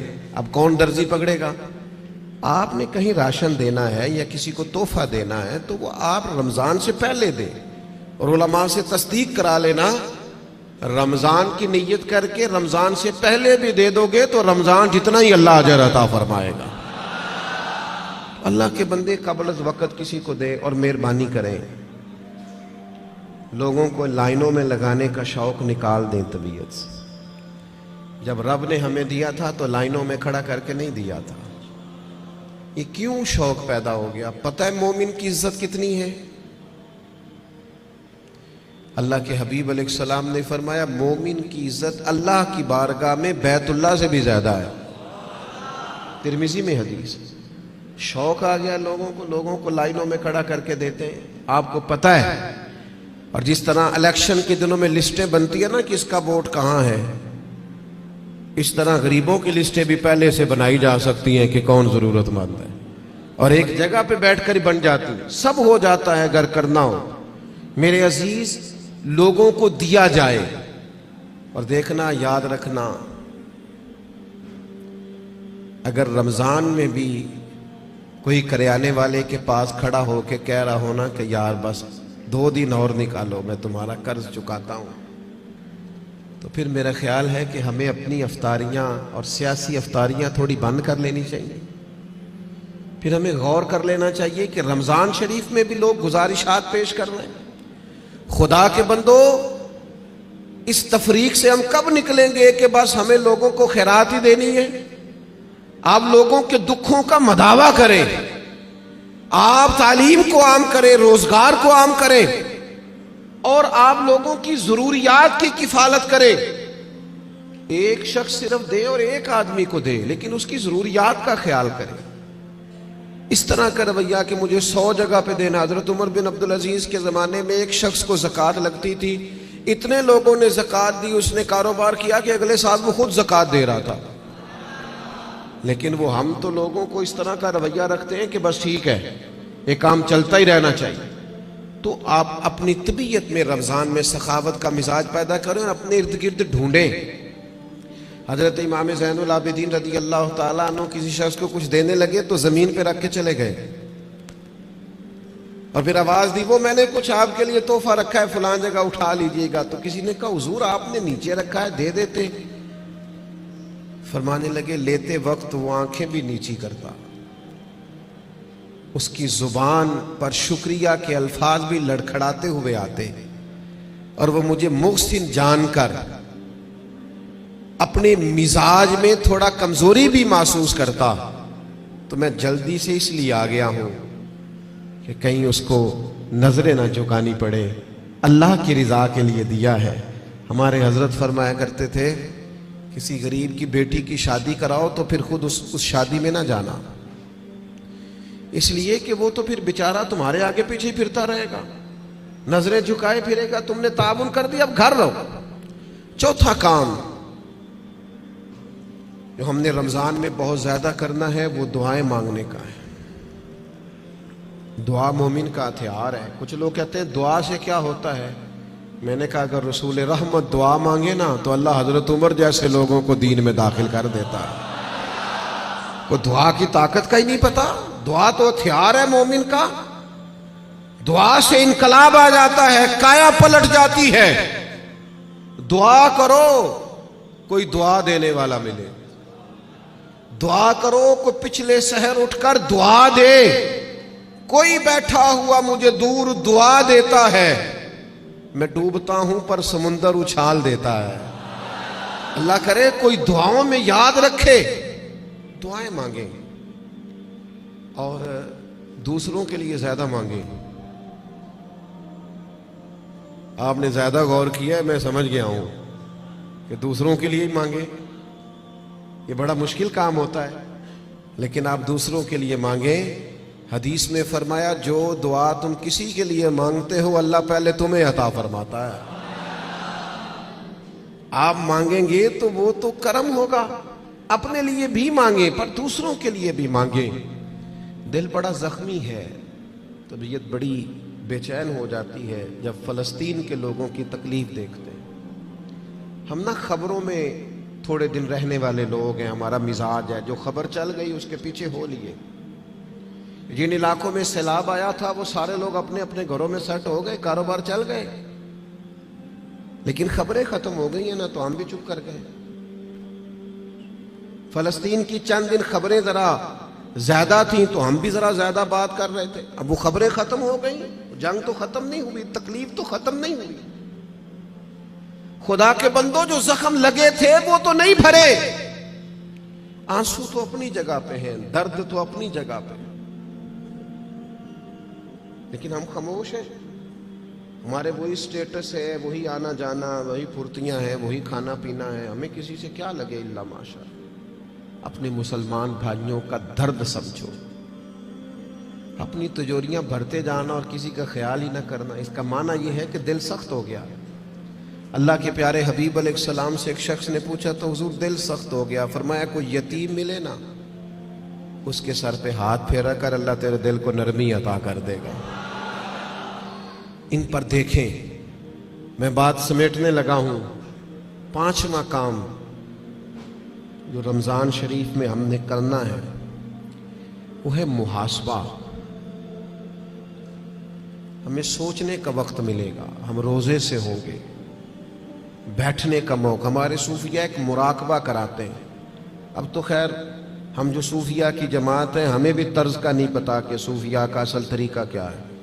نہ ہمارے ہاں وظائف پڑھنے کا وہ رواج ہے، نہ اکیلے میں بیٹھ کے کچھ دیر مراقبے کی وہ کیفیات ہیں، نہ دعا اور مناجات اور وہ اکیلے کی عبادتیں تنہائی کی، دوسروں سے کٹ کے اللہ کو یاد کرنا، تھوڑی دیر کے لیے کرنا لیکن تنہائی میں۔ ہمارے ہاں جو چیز بھی ہوتی ہے وہ چونکہ زیادہ تر اجتماعی ہوتی ہے، تو اجتماعی چیزیں زیادہ تر فیس بک پہ ہوتی ہیں، تو پھر وہ اس کی وہ کیفیت نہیں رہتی، وہ ذوق نہیں رہتا۔ آپ رمضانوں میں تھوڑا اکیلے بیٹھیں، تھوڑا تنہائی میں وقت گزاریں۔ غار حرا میں تنہا بیٹھنا بھی تو نبی کریم کا طریقہ ہے۔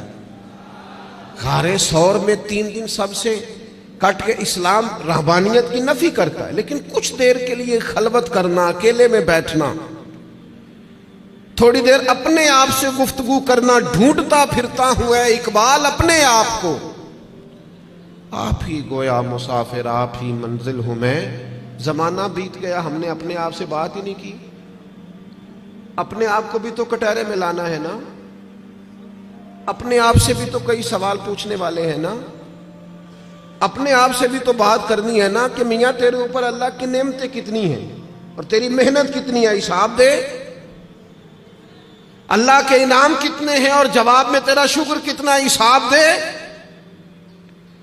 اللہ کے ایک بندے تھے، ان پر نیک تھے، عبادت گزار تھے، انعام برسنے لگے تو ایک دن رو پڑے اور تڑپ کے کہنے لگے اے اللہ ان پر انعام بہت ہونے لگے ہیں، میری قدر بہت ہونے لگی ہے، میرے آنے پر گویا نعرے بہت لگنے لگے، لوگ مجھے بہت جاننے لگے ہیں، مجھ پر کرم کرنا، کہیں میری ساری نیکیوں کا مجھے دنیا میں اجر نہ دے دینا، ایسا نہ ہو صبح قیامت میرا نامہ اعمال خالی رہ جائے، کرم نوازی فرما، کچھ وہاں کے لیے بھی مجھے عطا کرنا۔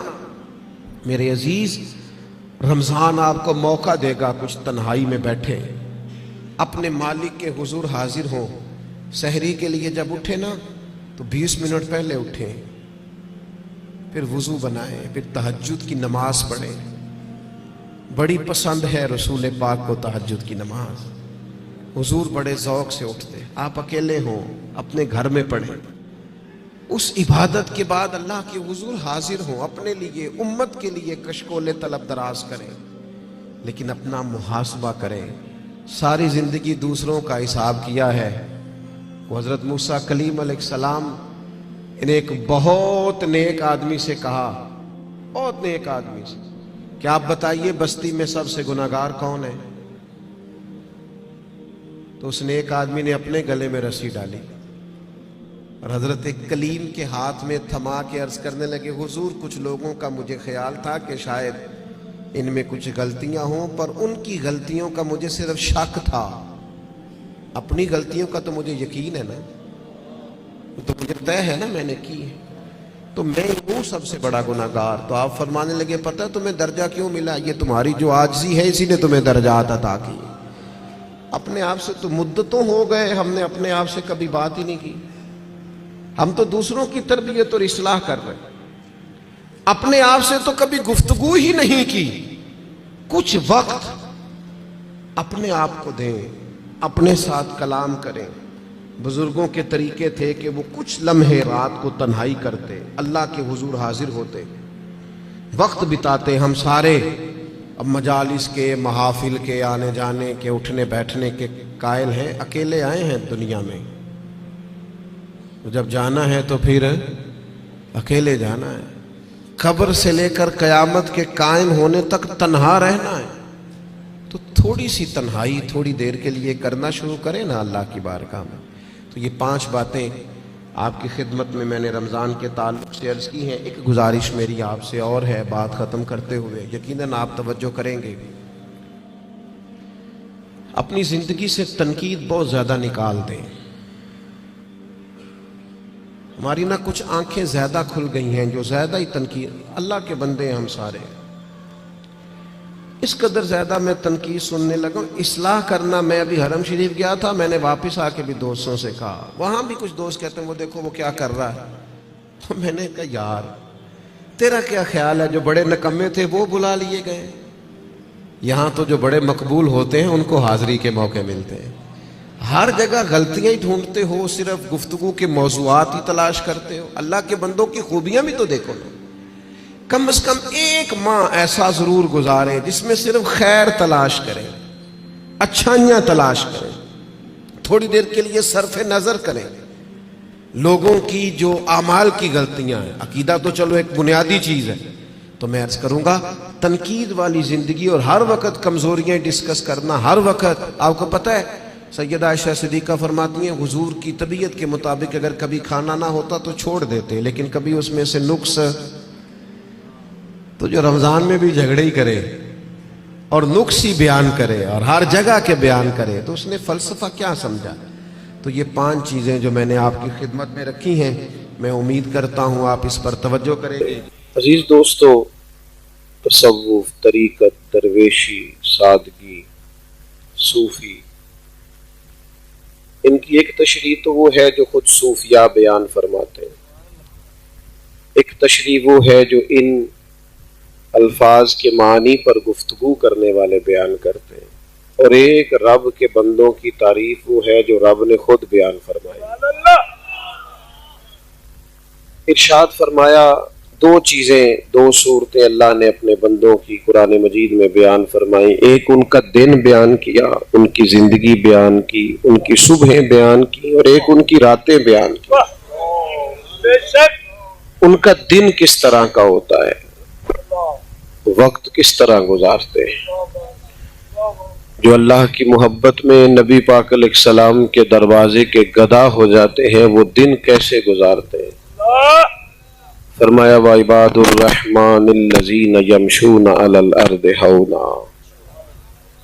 رحمان کے بندے جب زمین پر چلتے ہیں تو آہستگی کے ساتھ چلتے ہیں، عاجزی کے ساتھ چلتے ہیں. ان کی طبیعتوں میں بلا کا ٹھہراؤ ہوتا ہے. آج کل لوگ مضطرب رہتے ہیں، پریشان رہتے ہیں، الجھے رہتے ہیں. رب کا بندہ مضطرب نہیں ہوتا، اس میں ٹھہراؤ ہوتا ہے. اس کی طبیعت کے اندر، چلیں مجھے فٹافٹ بات یاد آ گئی، داتا گنج بخش علی اجویری نے لکھا ہے رحمت اللہ علیہ، ایک دفعہ مصر میں قحط پڑ گیا تھا، سب لوگ پریشان تھے.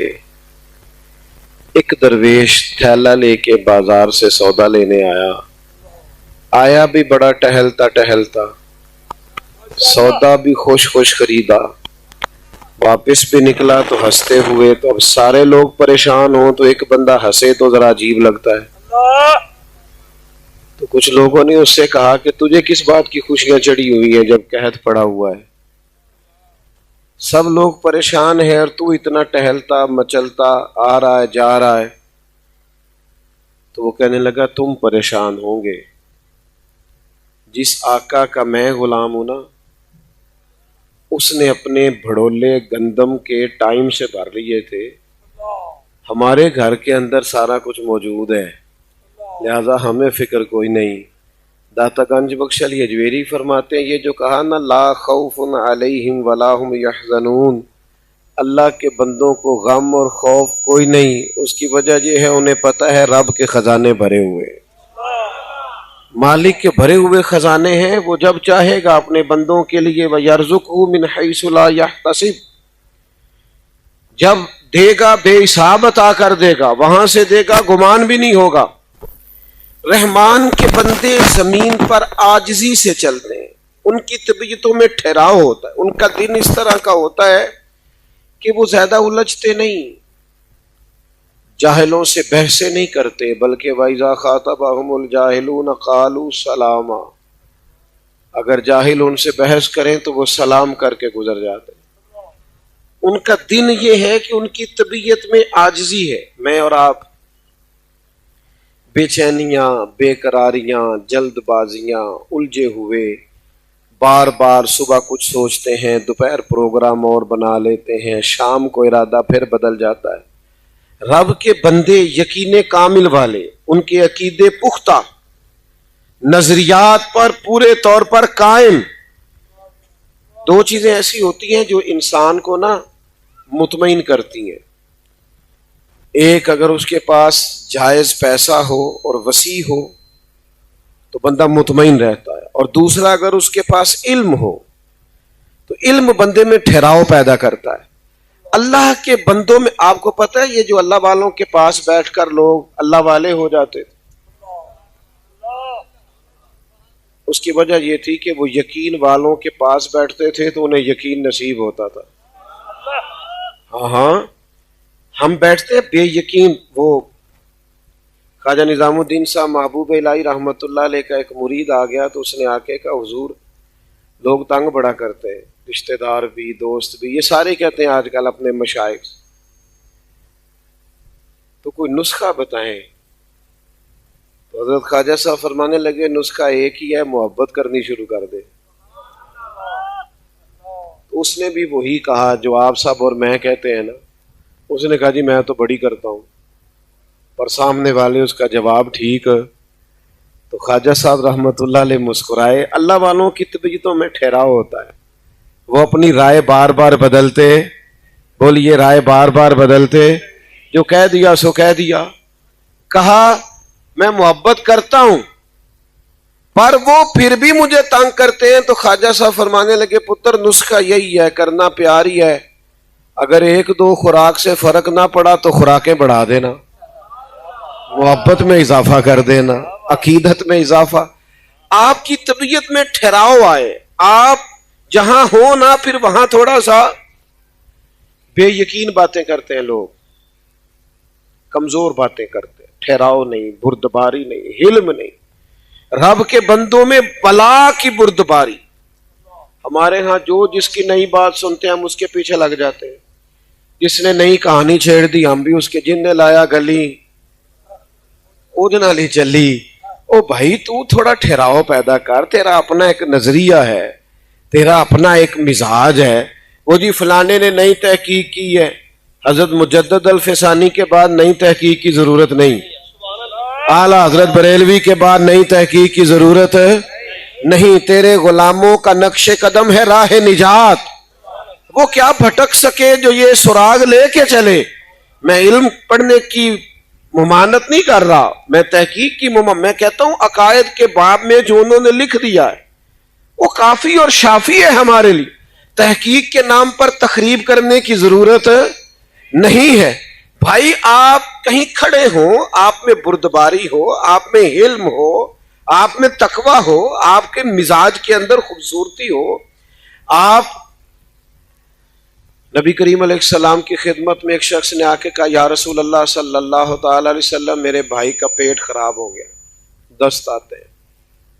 حضور نے فرمایا شہد پلاؤ، شہد پلایا، پھر آ گیا کہا یا رسول اللہ بیماری تو کچھ بڑھ گئی ہے۔ حضور نے فرمایا شہد پلاؤ۔ وہ ڈاکٹر ہیں جو دوائیاں بدلا کرتے ہیں، وہ حکیم ہیں جو دوائیاں بدلا کرتے ہیں۔ یہ میرے رسول پاک کا دروازہ ہے، جو دن کو کہہ دیا دن ہے تو دن نکل آیا، جو شب کو کہہ دیا شب ہے تو رات ہو کے رہی۔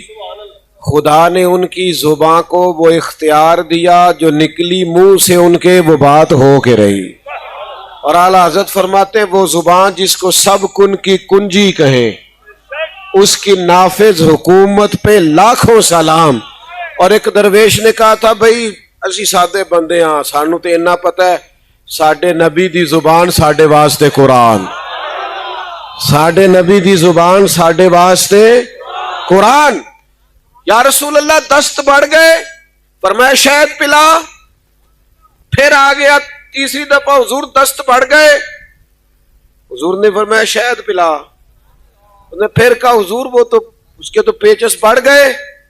تو کریم محبوب فرمانے لگے تیرے بھائی کا پیٹ جھوٹ بولتا ہے, اللہ کا رسول سچ کہتا ہے. جا جا کے اسے شہد پلا. وہ کہتا ہے شہد ہی پلایا تو اللہ نے شفا عطا فرما. آپ میں بردباری ہو, آپ میں ٹھہراؤ. میرے عزیز بڑی جلدی پریشان نہیں ہونا. اچھا ایک بات آپ سے عرض کروں کہ جو لوگ بہت زیادہ شور شرابہ کرتے ہیں نا, ان کی پھر سنتا بھی کوئی نہیں, الجھتے زیادہ ہیں نا. آپ زیادہ بولتے ہیں تو لفظوں کی حرمت ختم ہو جاتی ہے, جملوں کا. آپ ہر وقت باتیں کریں گے, میری طرف دیکھیں بھائی جان, جب آپ بہت باتیں کریں گے تو آپ کے لفظوں کی حرمت قائم. ایک بزرگ میرے پاس آئے, ایک دفعہ کہنے لگے میں بڑا سمجھانا, رولا بھی بڑا پانا, پر ہے بال گل نہیں سنتے, پتر تے نو تے بالکل نہیں سنتے. تو میں نے کہا چھوٹا آدمی ہوں, ایک نسخہ دوں. کہنے لگے دے دے. میں نے کہا آج آپ نے گھر جانا ہے تو شور نہیں کرنا, آپ نے صرف سلام لینی ہے, چپ کر کے اپنے کمرے میں چلے جانا ہے. کہنے لگے پیر صاحب وہ بڑے ڈاڈے جے. اور میں نے کہا آپ جا کے دیکھیں تو صحیح, ایک دفعہ آپ غور تو کریں, آپ کو سمجھ آ جائے گی وہ کیا بنتا ہے کچھ. میں نے کہا ایک دفعہ نسخے پہ عمل کر لے, نہ فرق پڑا تو آئندہ نہ کیجئے گا. وہ کہتے میں چلا گیا. بزرگ فرماتے ہیں گھر جا کے میں نے السلام علیکم کہا اور میں چپ کر کے اپنے کمرے میں چلا گیا. وہ جو بہو بڑی آوازیں دینے پہ نہیں نہ سنتی تھی, وہ سیدھی میرے کمرے میں آئی, کہنے لگی ابا جی خیر ہے, طبیعت ٹھیک ہے؟ میں نے کہا بالکل ٹھیک ہے, کوئی مسئلہ نہیں. کہنے لگی وہ آپ کو تانوں پوٹے والی سیویاں نہ پکا دیا, نرم غذا. میں کہ نہیں کوئی شے. تھوڑی دیر ہوئی تو گھر والی بھی آ گئی, بیٹیاں بھی آ گئی, سارے خیر ہے. کہتے میں اس وقت سوچ رہا تھا کہ یہ جو حضور نے فرمایا ہے نا, چپ کر گیا وہ نجات پا گیا. تو شور کرتا ہے, تو زیادہ بولتا ہے, تو زیادہ دعوے کرتا ہے, تو کہتا ہے میں نے جیت کے سونا ہے, فقیر جیتا نہیں کرتے. اوے جتن جتن ہر کوئی کھیڈے, تو کدے ہارن کھیڈ فقیرا, جتن دا مل کوڈی پیندا ہی ہارن دا مل ہیرا. تو کیا میں نے ہار جانا ہے, میں نے ہارنا ہے. وَإِذَا خَاطَبَهُمُ الْجَاهِلُونَ قَالُوا سَلَامًا. اگر بیٹا بات سنتے ہیں, اگر کبھی جاہل آ کے بحث کرے بھی تو حضرت مولا علی شیر خدا فرماتے ہیں عقل کی زکوٰۃ پتہ کیا ہے؟ جاہلوں سے گزارا کرنا. تیرے عقل مند ہونے کا پتہ ہی جب چلتا ہے جب تیرا پالا جاہلوں سے پڑتا ہے. امام شافعی رحمت اللہ علیہ فرماتے ہیں میری اکثر علمی موضوعات پر گفتگو ہوئی, فرماتے ہیں جب بات ہوئی نا علماء سے تو کبھی وہ عالم جیت گئے, کبھی میری بات کی فوقیت ہو گئی, کبھی ان کی بات میں نے مان لی, کبھی انہوں نے میری مان لی. جب علماء سے بحث ہوئی تو کبھی میرا موقف غالب آیا, کبھی ان کا. لیکن فرماتے ہیں جب بھی میری کسی جاہل سے بات ہوئی ہے, جاہل ہی جیتا ہے. جاہلوں سے بندہ جیت سکتا. اب یہاں میاں صاحب قبلہ بیٹھے ہیں, درویش لوگ بیٹھے ہیں, میں چھوٹا آدمی بات کروں گا بھی تو ذرا, لیکن آپ کو سمجھانے کے لیے کرنی بھی پڑے گی, آپ نے ناراض نہیں ہونا. میری ایک رائے ہے, آپ اختلاف کرنا ہوا تو کر لیجئے گا, نہ بات ماننی ہوئی تو نہ مانیے گا. میری رائے یہ ہے کہ میاں بیوی کے جھگڑے میں نا زیادہ غلطی میاں صاحب کی ہوتی ہے. تسی ناراض ہو گئے اور میں نے پتا تھی تسا ہو جانا ہے. میں نے پہلے آپ سے کہا تھا معاف کر دینا. میری رائے یہ ہے, اور میں نے کہا تھا اختلاف بھی کر لینا, بے شک نہ ماننا, پر رائے تو دے سکتے ہیں نا ہم. رائے یہ ہے کہ میاں بیوی کے جھگڑے میں زیادہ غلطی, تسی نہیں بولنا میں نے پتا ہے, لیکن چلے میں تو بول رہا ہوں نا, کیوں میاں صاحب کی غلطی زیادہ ہوتی ہے؟ اس کی وجہ یہ ہے کہ عورت بیچاری کی عقل آدھی ہے, تیری تو پوری ہے نا. کیا بات, تو جھگڑا تو تو نے ختم کرنا تھا, درگزر تو تو نے زیادہ کرنا تھا. میں نا گھر میں روٹی کھا رہا تھا, کہیں سفر سے آیا, دور سے تھکا مانڈا, تو مدرسے کا ایک بچہ روتا ہوا آ گیا. تو گھر والے کہنے لگے پتہ نہیں کسی استاد نے کو تھپڑ مار دیا, پہلے بچے کی سن لے, زیادہ ہی رو رہا ہے. تو میں نے بچے کو بلایا تو اس کا وجود کانپ رہا تھا, तड़प रहा था। मैंने उसके सर पे हाथ रखा तो ऐसे थर थर, और मैं क्या पुत्र की होया है? कहने लगा पीर साहब मैंने घर फोन किया था, मेरी अम्मी और अब्बू फिर लड़ रहे हैं। कहने लगा हजरत साहब जब वो लड़ते हैं ना तो हम चारपाइयों के नीचे डाला, माँ बाप जब लड़ाई करते हैं तो हमें लगता है पता नहीं क्या होने लगा। ओ यारो ये नफ्सियाती डिप्रेशन कौन डाल रहा है? मैं और आप अपने बच्चों पे डाल रहे हैं। मियाँ बीवी बहस करते हैं, नतीजा निकलता है तलाक होती है माज़अल्लाह। बहस जीत गई और रिश्ता हार गया। माँ बाप के होते हुए बच्चे यतीमों जैसी जिंदगी गुजारने लग गए। तू कहता है मैंने जीतना है बीवी से। हाँ ना मैं तुझे हुजूर की बारगाह में ले जाऊं। सैयदा तैयबा ताहिरा हजरत आयशा सिद्दीक़ा फरमाती हैं मेरे नबी पाक जब तक घर में रहते थे घर वालों का कोई ना कोई काम ही करते रहते। हुजूर तो प्यार करते थे लेकिन हम जीतना चाहते। ओ मेरे भाई अगर कभी कोई उलझना भी चाहे, हाँ अकीदे की कभी बात होगी तो फिर एक सिट ते पकड़ा कुआर गंदल असी और भी बूटियां जानने। अगर बात अकीदे की होगी फिर हम चट्टान है, लेकिन अगर जात की बात है फिर मेरे भाई दरगुजर, फिर प्यार, फिर इतनी। आजकल पीरों को एक और भी बड़ी मुश्किल होती है, संगियों के आपस में इख्तलाफ भी बड़े होते हैं। ये भी बड़ी मुसीबत है। अल्लाह अल्लाह सिखाने के साथ साथ हर चौथे दिन सुलह भी करानी पड़ती है। ये उससे बड़ा मसला है। ओ खुदा के बंदो कहीं तो अपने दिल में दरगुजर पैदा करो, कहीं तो माफी। आते हैं लोग जो उलझाना चाहते हैं, आते हैं, हर एक से उलझा नहीं जाता। वो मुल्ला रूमी कहते हैं गधे और घोड़े की बहस हो गई। घोड़ा कहने लगा आसमान का रंग नीला है, गधा कहने लगा काला। कई घंटे बहस होती रही, फैसला शेर के पास चला गया। शेर ने कहा बात भी घोड़े की ठीक है, रंग नीला है, पर घोड़े को उम्र कैद की सजा दी है। उसने कहा जनाब बात भी मेरी ठीक है और सजा भी मुझे। उसने कहा सजा इस बात की है कि तूने गधे से बहस शुरू कर दी है, तुझे समझ नहीं आई, गधा है, तेरी अकल का मातम न करे। वाइजा खातबाहुमुल जाहिलून कालू सलामा, आप जाहिलों से बहसें करेंगे, आप ऐसे लोगों से। हमारे किबला एक दफा फरमाने लगे, कुछ बंदे हमें आके कहते हैं हुजूर नहीं देते, कहते हैं वो हमें मनवा पता क्यों नहीं सकते, इसलिए नहीं मनवा सकते कि हमें तो नबी पाक ने दिया है ना। तो जिसे दिया हो कौन देता है, देने को मुंह चाहिए, देने वाला है सच्चा हमारा नबी। और मेरे करीम से अगर कतरा किसी ने मांगा, दरिया बहा दिए हैं, दुर्बे बहा दिए हैं। मेरे अजीज जाहिलों से बहस। हजरत उमर बिन अब्दुल अजीज बादशाह थे और फकीर भी थे। इतने बड़े दरवेश थे जनाब उमर बिन अब्दुल अजीज कि एक शख्स को हुजूर ने ख्वाब में मिल के कहा, उसे कह दुरूद शरीफ जितना पढ़ता है उतना ही रोज पढ़ा करे, कम ना करे, हमें उसका पढ़ना बड़ा पसंद आता।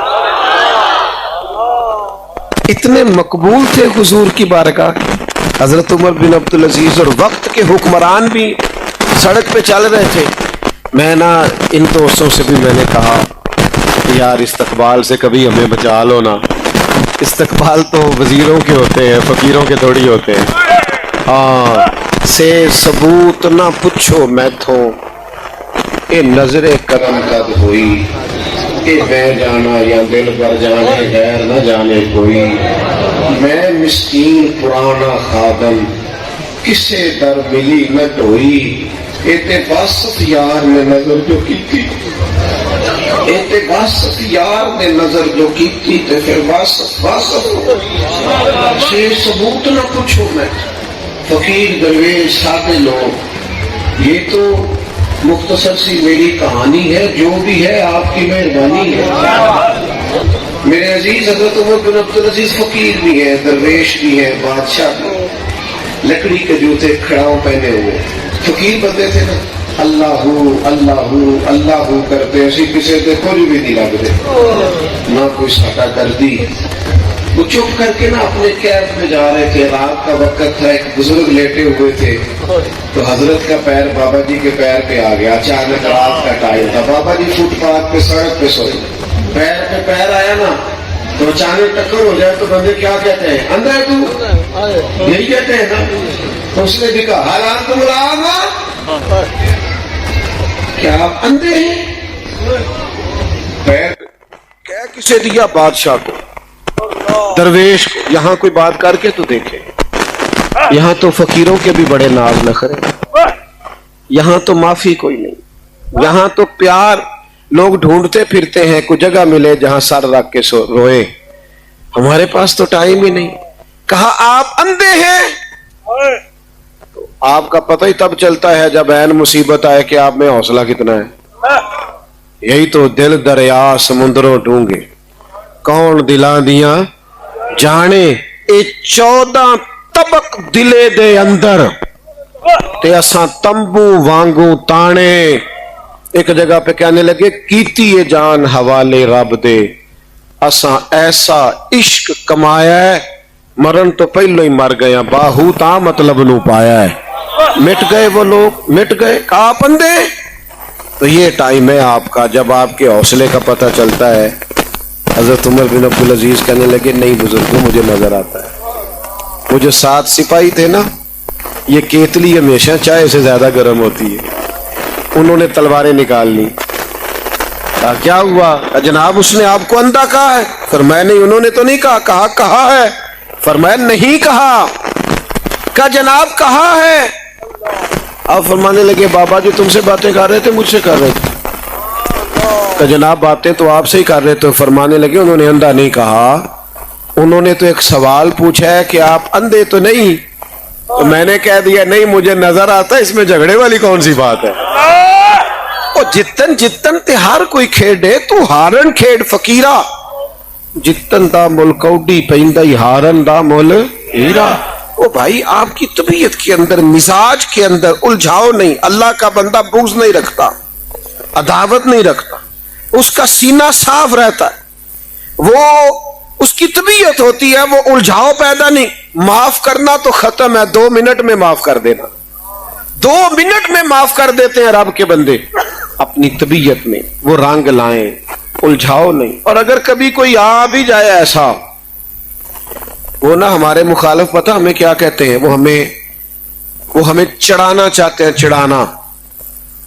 وہ کبھی آپ نے دیکھا ہے دیہاتوں میں کسی بندے کو لوگ چھیڑا کرتے تھے, اصل قصور اس کا نہیں ہوتا تھا جو چھیڑتا تھا, اصل غلطی اس کی ہوتی تھی جو چڑھ جاتا تھا. اگر آپ چڑھے نہ تو کوئی آپ کو چڑھائے گا؟ بولیے. لوگ کہتے ہیں فلانے نے مجھے غصہ دلایا. بھائی آپ نادان ہیں, جو آتا ہے آپ کو غصہ دلا کے چلا جاتا ہے. یہی تو آپ کا کمال ہے. یہی وہ ہمارے ایک بزرگ تھے تو کسی نے ان سے آ کے کہا فلانا بندہ آپ کے خلاف باتیں کرتا ہے. کہنے لگے نہیں وہ مصروف آدمی, اس کو لینا ٹائم ہی نہیں, چھوڑ. اس نے کہا نہیں وہ کرتا ہے. تو فرمانے لگے تجھے کیسے پتا ہے؟ جی میں بڑا چیر سن کے آیا. فرمانے لگے پھر سجن تے تم ہی نہ ہویا جیڑا اتنی دیر بہ کے اتنے سنتا رہے ہیں. اگر یہ یار کے خلاف تو بندہ جملہ نہیں سن سکتا, اور تو اتنی دیر سنتا رہا ہے, اس کا مطلب ہے کہ تو نے پہلے موقع دی. ہاں کی ہے تو اس نے کہانیاں سنائی ہے نا. ہمیں لوگ چڑھاتے, ہم چڑھ جاتے. کیوں اسلام نے غیبت کو اتنا ناپسند کیا؟ یہ نفرت پیدا کرتی ہے, عداوتیں. جن کے ساتھ بندے نے مل کے جینا ہوتا ہے, چغل خور بندے کو ان سے دور کر دیتے. آپ کا دل کشادہ ہو, طبیعت بڑی ہو. فقیر کا سینہ چوڑا ہوتا ہے, اس کا دل بڑا ہوتا ہے, اس کا حوصلہ بڑا ہوتا ہے. اگر کبھی کوئی بڑے بڑے ظالم صفاق آ بھی جائیں تو اللہ کے بندے کے سامنے ٹھہر سکتے نہیں. کوئی بھی آ جائے, حضور میاں شیر محمد شرف پوری کے پاس کوئی بھی آ جائے, کوئی ننکانہ صاحب سے چل کے جائے, کانگ شریف سے چل کے جائے, کوئی حضرت کیلیاں والا شریف سے چل کے جائے, حضرت کرما والا شریف سے چل کے جائے, بس آ جائے. جو آ گیا ہے اسے جھولی بھر کے ہی عطا فرمایا ہے, جھولی بھر کے. کشادہ ہوتا ہے فقیر کا سینہ, اس کا دل کشادہ ہوتا ہے, اس کی روح کشادہ. ایک بہت بڑے درویش تھے حضرت فخر جہاں دہلوی، دلی میں بڑا نام تھا. جب کسی بندے کی شہرت ہوتی ہے نا، پیار لوگ کرتے ہیں، تو پھر حاسدین پیدا ہوتے ہیں. حاسدین، اور زیادہ تر حسد وہ لوگ کرتے ہیں جن کی آپ بات نہیں مانتے. میں اپنے دوستوں کو میں کہنا روز، کل ہم نہ 4 جگہ پہ تھے، آج بھی ایسے ہی مصروفیت ہے یکے بعد دیگرے. اب جس کو تو ٹائم دے دیتے ہیں وہ تو خوش ہے، وہ آتا ہے بندہ بڑا فقیر ہے، تو جنہوں نہ دئیے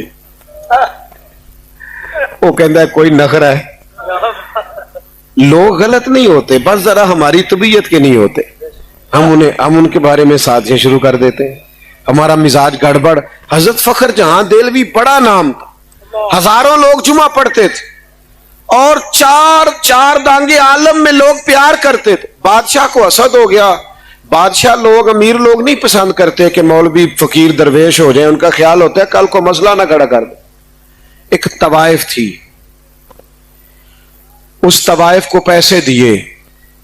بس میں بات سمیٹنے کی طرف آ رہا ہوں، آپ نے توجہ کرنی ہے، تھوڑی تقریر کرنے کا قائل ہوں. بادشاہ نے پیسے دیے، وہ بی بی بن سنور کے نا حضرت صاحب جمعہ پڑھ کے سیڑھیاں اتر رہے تھے، دائیں بائیں لوگوں کا رش تھا، عقیدت مند مل رہے تھے. تو بی بی بھی درمیان میں آ گئی. السلام علیکم. کہنے لگی وہ رات آپ میرے کوٹھے پہ آئے تھے معاذ اللہ، تو آپ کھوٹے سکے ہی دے گئے جاتی دفعہ. میں دکان پہ گیا ہوں تو دکاندار نے لیے نہیں. سارے مرید پکے نہیں ہوتے، کوئی تھوڑے کچے پکے بھی ہوتے. تو اڈی نہیں گل کردا، پر چلو جدی گھر نہ سمجھ تسی بھی جاؤ. سارے پکے، کوئی تھوڑے بہت کچے پکے بھی ہوتے ہیں. تو وہ کچے پکے مرید سوچنے لگ گئے کہ جناب واقعی بابا جی رات کو کہاں ہوتے ہیں؟ یہ تو کبھی پوچھا ہی نہیں، یہ رات کو کہاں ہوتے ہیں؟ وہ یہ جو لوگ اداکاری کرتے ہیں یہ بھی کمال ہی کرتے ہیں. اس نے کمال اداکاری کی. کہنے لگی بابا جی وہ رات آپ کھوٹے سکے دے گئے. لیکن وعباد الرحمن الذین یمشون علی الارض ہونا، رحمان کے بندے وقار والے، آہستگی والے. حضرت گھبرائے نہیں. جن کے ساتھ رب ہوتا ہے وہ گھبرایا نہیں کرتے، پریشان نہیں ہوئے. اس نے کہا آپ کھوٹے سکے دے گئے تھے. حضرت نے جیب میں ہاتھ ڈالا اور 3 دفعہ کہا بیٹی، او میری بیٹی، او پیاری بیٹی، پتر تو کھوٹے دے جا، اصلی لے جا. اور فرمایا بیٹا دوبارہ بھی ضرورت پڑی تو آ جانا، فخر جہاں کا دروازہ کھلا ملے گا، تو اصلی لے جانا پتر. یہ لفظ کہہ کے حضرت تیزی سے سیڑھیاں اترے. تھوڑی دیر تو وہ بی بی چپ کھڑی رہی. میں کیا کرنے آئی تھی؟ اور یہ ہم تو دشمن کو بھی پاکیزہ سزا دیتے ہیں. میں کیا کرنے آئی تھی؟ یہ کیا نتیجہ نکلا؟ چند سیکنڈ اس کا وجود سکتے میں، پھر دوڑی آئی اور سامنے آ کے پیروں میں بیٹھ گئی اور چیخ مار کے روئی. کہنے لگی او درویش تو کس کستوری اور سندل کا بنا ہوا ہے؟ میں طوائف، سارا شہر مجھے گندی نظروں سے دیکھے، میرے اپنے بھی مجھے اپنا نہ مانے. میں تجھے بدنام کرنے آئی، اور جن کی بیٹی تھی انہوں نے بھی بیٹی ماننا چھوڑ دیا. میں تجھے بدنام کرنے آئی اور تو نے مجھے ہی بیٹی بنا لیا. اور پھر ایک اور درد سے چیخ مار کے اس نے اپنا پلو تھاما، اپنے چہرے پہ اوڑھ کے کہنے لگی دلی والوں اب میں تمہیں بتاؤں گی فخر جہاں کی بیٹی کیسی ہوتی. آج کے بعد میرے مکان کو کسی طوائف کا کوٹھا سمجھ کے نہ آنا، میں نے مسجد بنا دی ہے، قیامت تک مدینے والے کے نام کی اذانیں پڑھی جائیں گی. آپ الجھے نہیں یار دوستوں سے، آپ میں پیار ہو، آپ میں محبت ہو، آپ کی طبیعت میں ٹھہراؤ ہو، بردباری ہو، حوصلہ ہو، صبر ہو. آپ کو کسی شخص کو ڈیل کرنا، ہم تو اپنے بچوں سے پیار نہیں کرتے. اور اگر تو باہر پریشان ہے تو باہر کی پریشانیاں باہر چھوڑ کے آیا کر. بڑے دکھ تھے مدینے والے محبوب کو، لیکن حضور جب گھر آتے تھے تو یوں سینہ کھول کے حسنین کو سینے سے لگاتے، سیدہ پاک ملنے آتی تھی تو محبوب اٹھ کے کھڑے ہو جاتے. آپ پیار کریں, آپ محبت کریں, آپ کا لہجہ حسین ہو, آپ کے گھر والے منتظر ہیں, آپ اپنی بیوی کا لباس ہے, اس بیچاری نے آپ سے ہی بات کرنی ہے, آپ وہ کس سے کرے؟ جو رشتہ آپ کے ساتھ ہے وہ کسی اور کے ساتھ نہیں ہے. آپ سخت ہو گئے, آپ تلخ ہو گئے, فقیر کے ڈیرے پہ آئے ہو, آج سختیاں ساری بھول کے جانا. آج کہنا میں میاں صاحب کا لنگر کھا کے آیا, میرے غصے سارے نکل گئے, میرے جلال سارے نکل گئے. میں کسی کی درگاہ پہ گیا تھا, ان سے ثبوت نہ منگو میں تو نظر کرم قد ہوئی. اے میں جانا یا دل بر جانے غیر نہ جانے کوئی. میری بہنوں بیٹیوں سے گزارش ہے جلدی سے پیچھے چلی جائیں, آپ کی بڑی مہربانی. یہ تو ہمارے بزرگ ہی بڑے شریعت والے ہیں, جہاں آپ آئی ہوئی ہیں آپ توجہ کریں جی. اگلا پہلو کیا ہے؟ دن ان کا یہ ہے کہ یہ درگزر کرتے, یہ پیار کرتے, یہ عاجزی سے چلتے, اور رات ان کی کس طرح کی ہے؟ والذین یبیتون لربہم سجدا وقیاما. یہ راتیں گزار دیتے ہیں اپنے رب کے لیے سجدے کرتے ہوئے اور قیام کرتے ہوئے. رب کے بندے کا مصلی آباد ہوتا ہے. 9-10 محرم کی درمیانی رات تھی. عبید اللہ ابن زیاد نے آ کے امام حسین سے کہا یہاں جنگ یا بیعت؟ امام فرمانے لگے سویرے بتاؤں گا. وہ چلا گیا. حضرت عباس رضی اللہ تعالیٰ عنہ آئے, آ کے عرض کی حضور آپ کا فیصلہ جو صبح ہونا ہے مجھے ابھی پتہ ہے. یہ بڑے گندے لوگ ہیں, یہ سوچیں گے پتہ نہیں حسین نے سوچنے کے لیے ٹائم مانگا ہے. بیعت تو کرنی نہیں تو ابھی بتا دینا چاہیے تھا. سنو صوفیاء کے ماننے والوں سنو. امام حسین فرمانے لگے عباس میرے بھائی تیرا کیا خیال ہے, میں نے سوچنے کے لیے ٹائم مانگا. حضور کس لیے مانگا ہے؟ فرمایا تجھے پتہ ہے حسین کو سجدوں سے بڑا پیار ہے, سجدوں سے بڑا پیار ہے, سجدوں سے. مجھے سوز دے, مجھے ساز دے, مجھے نیم شب کا نیاز دے, میں دم سجدہ خود کو ہی توڑ دوں, مجھے ایسا ذوق نماز دے. سجدوں سے پیار ہے حسین کو. ایک رات بچی ہے, میرا دل کرتا ہے ذرا رج کے سجدے نہ کروں. حضرت ابو بکر صدیق سے کسی نے کہا یہ بدر کی ساری رات کیا ہوتا رہا؟ فرمانے لگے کافر تو گوشت بھون بھون کے کھاتے رہے, شرابیں پیتے رہے, معاذ اللہ,